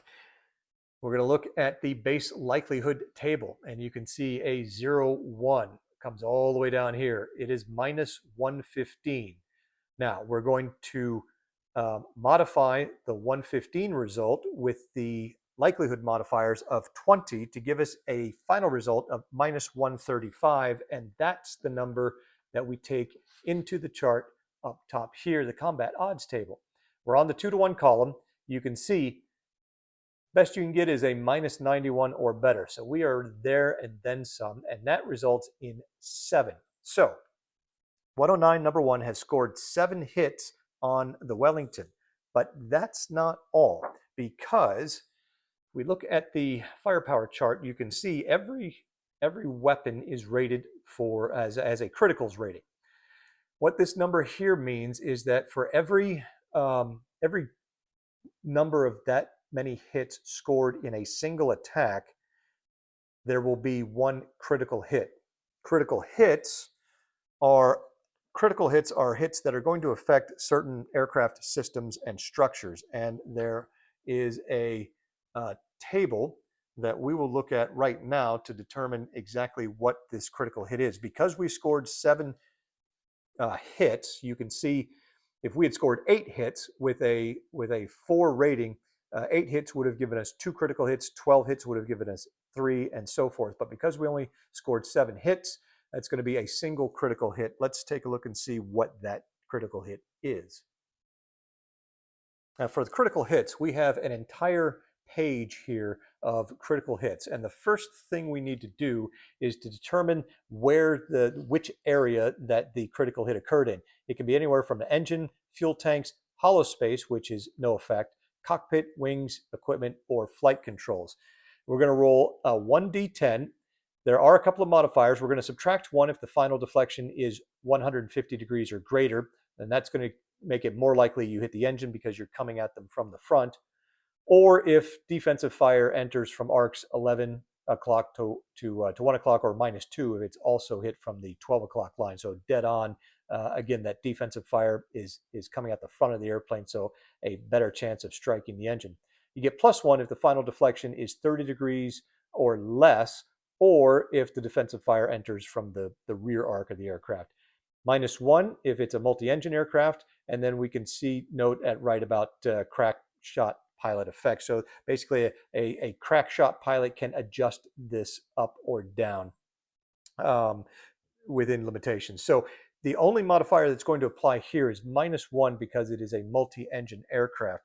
Makes a little bit more sense because you've got more engines. There's a better chance that all that lead flying around is actually going to hit one of the engines. So let's see which critical area we hit. We'll roll 1d10 and we get a 6, as you can see there, a 6. So 6 with a -1 for the multi-engine aircraft takes it from a cockpit hit down to a hollow space.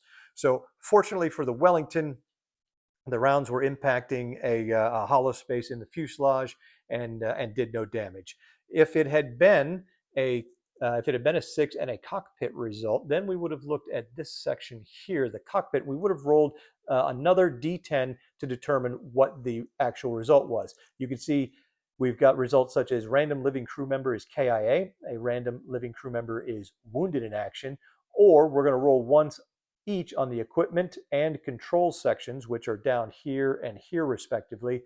And then finally, we could roll once on the equipment table here.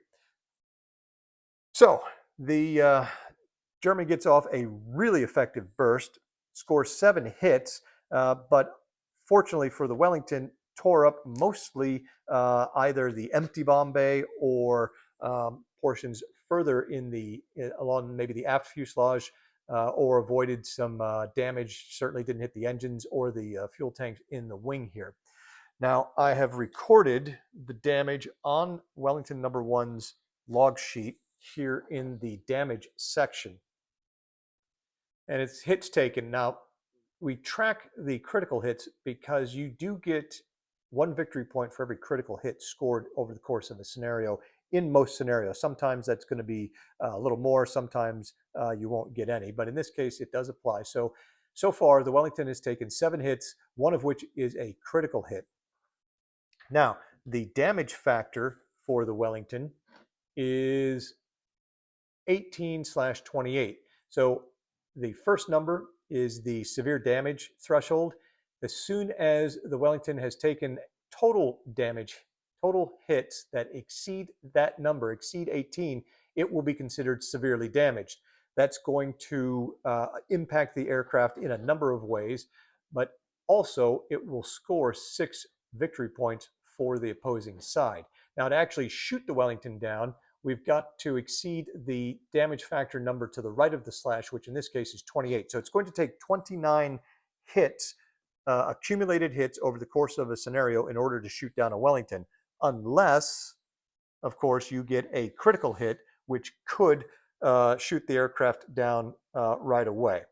So let's take a look now and see if the return fire from the rear turret is effective at all on the 109. Defensive gunfire works very similarly to the process that we've just seen.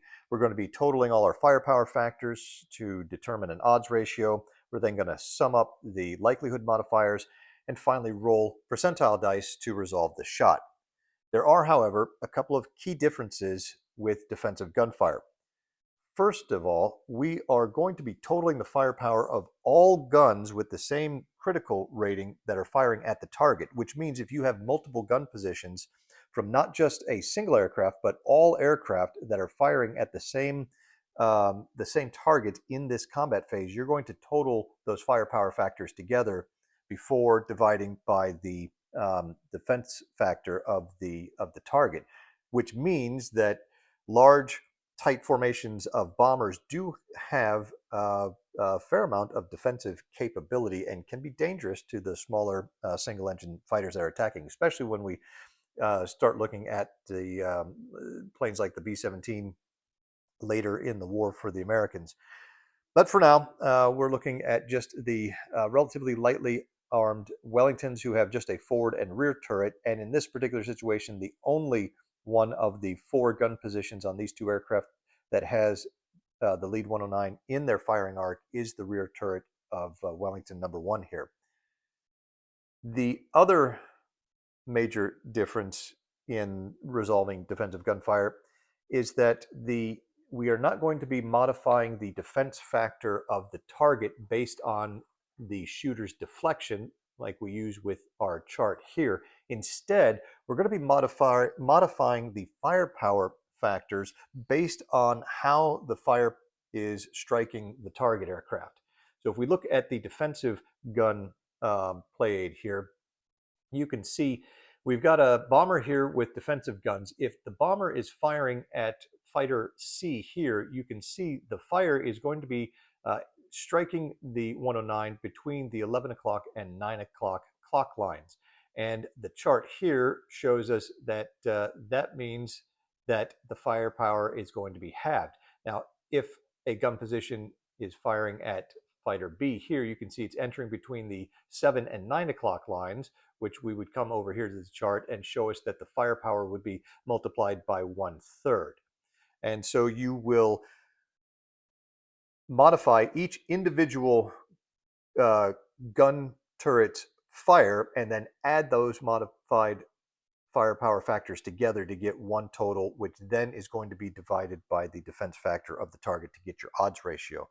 Now, for this particular example, it's going to be fairly straightforward. We know that the 109 is at range 2 from the Wellington here, which, looking at the Wellington's firepower chart, range 2 on the rear turret, that gives us a total of 4 firepower factors. Now, since the fire is coming straight down the 12 o'clock line on our defensive firepower strength modifier chart here, you can see that is the 12 o'clock line is full. So there will be no modification to the 4 firepower factors. We then need to compare those 4. We're going to divide those 4 firepower factors by the defense factor of the 109, which on the ADC is found up here. And you can see that is a 5. And 5, I probably mentioned this before, but 5 is fairly standard for your small single engine fighters. So with a 4 firepower attacking a 5 defense factor, that's going to give us a 4-5, which rounds down to a 1-2 on the combat odds table. Now, looking at the likelihood modifiers, there are not very many modifiers that are going to apply. In fact, it's just 4 modifiers actually. It's the G-rates modifier, in this case for the M class, which the Wellington is. If they do a tight turn, hard turn, or brake turn rate, you can see it's a +10, +20, or +30. This turn, the Wellington did not do a tight turn or greater turn, so there's no modifier there. The other modifiers you can see are down here. We have defensive fire relative speed. So this is the closing speed between the target and the bomber. And with a deflection of 60 degrees, what we're going to do is we're going to take half of the lower speed and subtract that from the higher speed. The 109 is speed 6. The Wellington is actually going speed 5. So half of that is 2.5.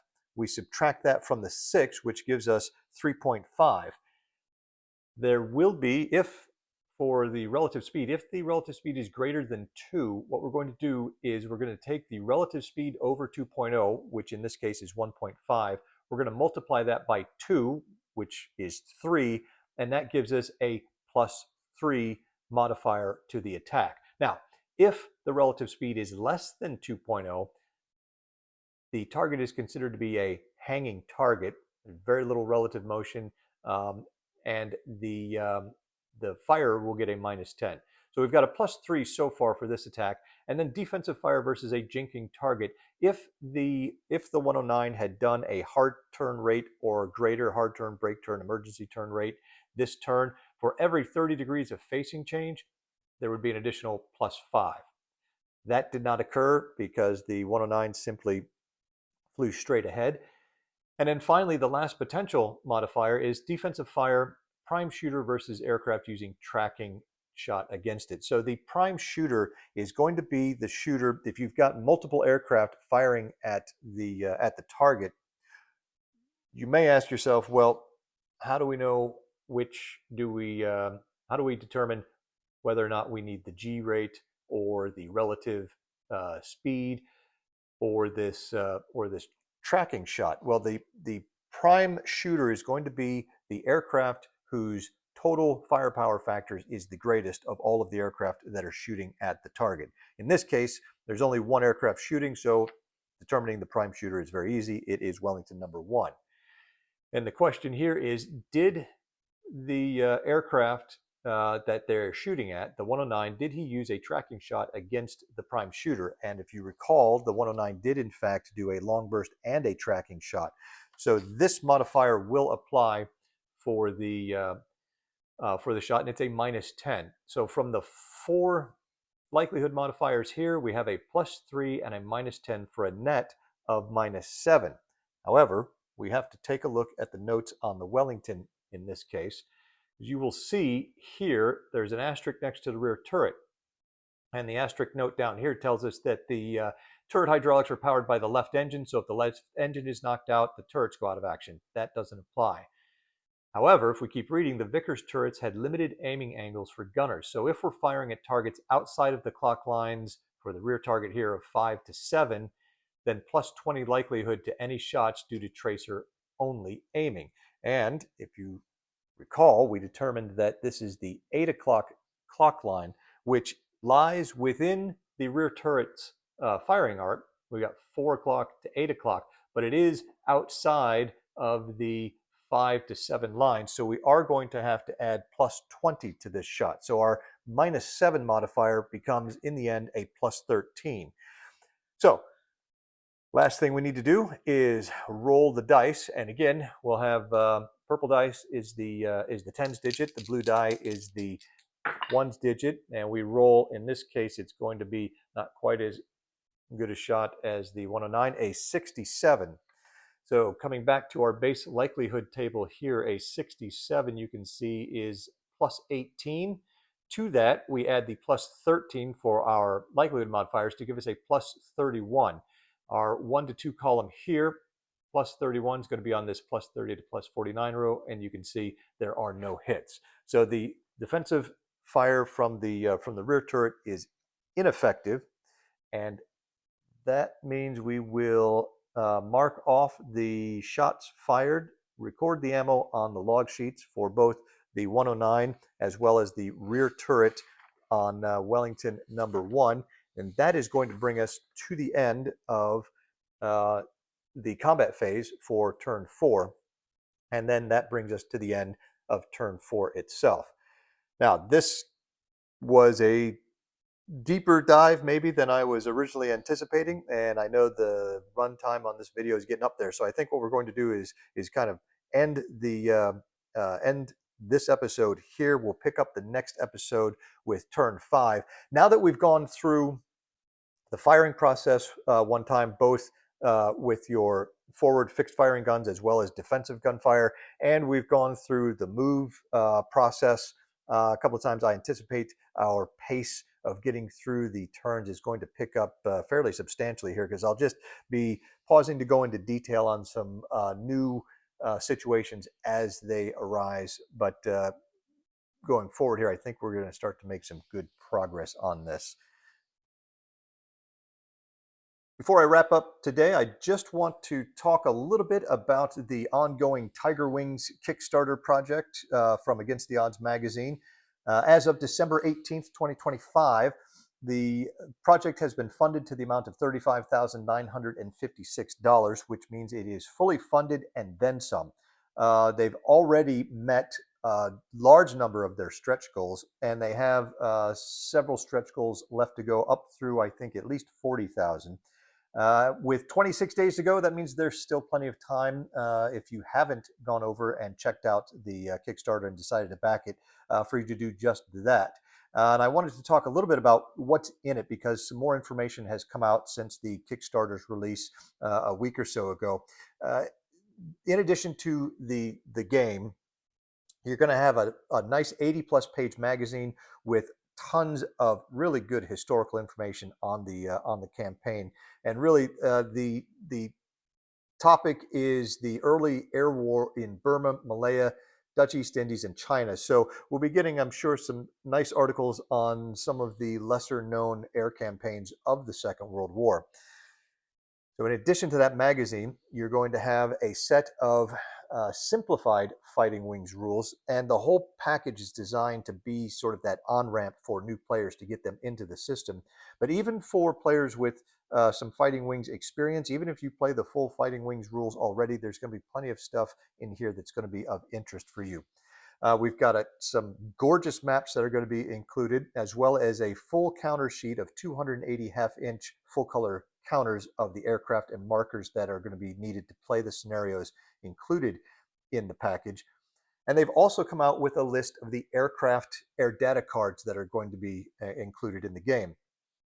All of these air data cards, thanks to having met the stretch goals already, all of the air data cards as well as the game charts are going to be printed on cardstock, which is going to be very nice.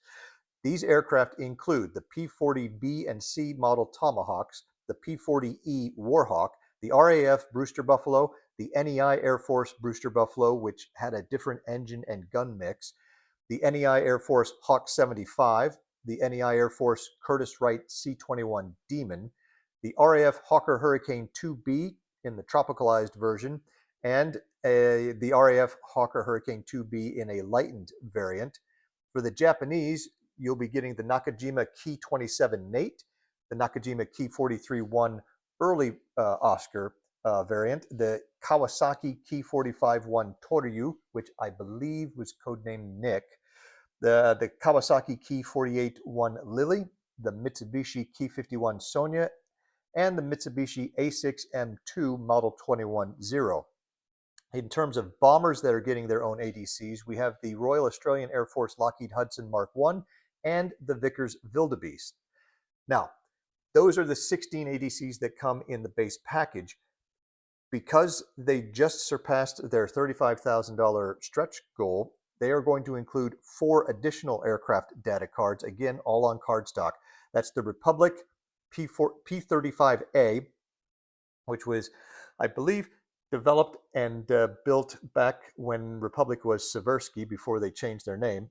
You're going to get the Republic P-43 Lancer, which was used in China. It's kind of a proto P-47, if you will.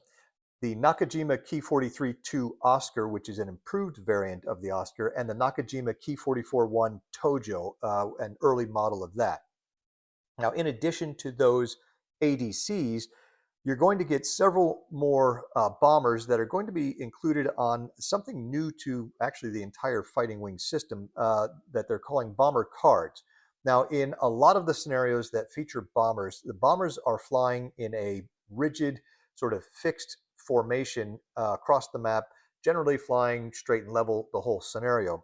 And so you really don't need a full log sheet like we have in this game to track each of those individual bombers, but you still need the information and ability to record damage and whatnot to the aircraft. And so these bomber cards are going to be designed, as I understand it, so that you've got all of the information for the bomber and you can handle multiple aircraft with a single bomber card by type. And some of those bombers that we expect to see in the game will be bombers like the Japanese Sally, the Betty, the Lily, and even early model B-17s for the Americans. So lots of great stuff in this package. Now, if you are a little unsure about Kickstarter, maybe you've been burned in the past by some projects that haven't delivered, I can tell you from personal experience, having backed their Buffalo Wings project a couple of years ago, they delivered. Not only did they deliver, but they delivered a fantastic product. I expect nothing less from them once again here with Tiger Wings. So if you are intrigued by what you're seeing here in this video series so far, if you are intrigued by what you saw in the Wings of the Motherland review that I did, but you're maybe a little intimidated by the full Fighting Wings rules, it looks like it might be a little much for you, then do yourself a favor, check out the Tiger Wings Kickstarter. It really is designed to be an on-ramp for you to the Fighting Wings system. The rules are a little more manageable.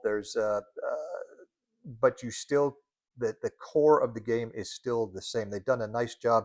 I think JD has done a nice job of sort of editing things down to sort of flatten that learning curve to get folks on board. And the really nice thing is that if you do go out and back the Tiger Wings. You get the product and you end up getting into the system and really liking it, getting comfortable with the simplified version of the rules, and decide you want to step up to the full version of the Fighting Wings rules. All of the Tiger Wings components and material you've got are fully compatible with the full Fighting Wings system. So you'll still be able to use all of the stuff you've got in Tiger Wings, even if you do end up eventually going the full version of the rules with Fighting Wings. So I'm going to include the link not only to the Kickstarter project in the description below, but also a link to the online Fighting Wings community over at IO Groups. If you are new to the system, please go check that out. If you're thinking about getting into the system, go check it out. It's free, it doesn't cost anything. You can see just how active it is and how welcoming that the community is to new players. We're always looking to add more folks to the group. And it's a great resource, not just for rules questions and finding opponents for play by email games, maybe even some live online Vassal games, but it's a great place to get into a learning game. A lot of experienced Fighting Wings players enjoy teaching the rules to new players. It's the best way actually to learn the system, and I highly recommend it. So links to the IO groups as well as the Kickstarter in the description below. Again, do yourself a favor, folks. Go check out the Tiger Wings Kickstarter and back it today. You won't regret it. I can guarantee you that. And with that, we will leave it there for today. Thanks for watching. Take care, and we'll see you next time.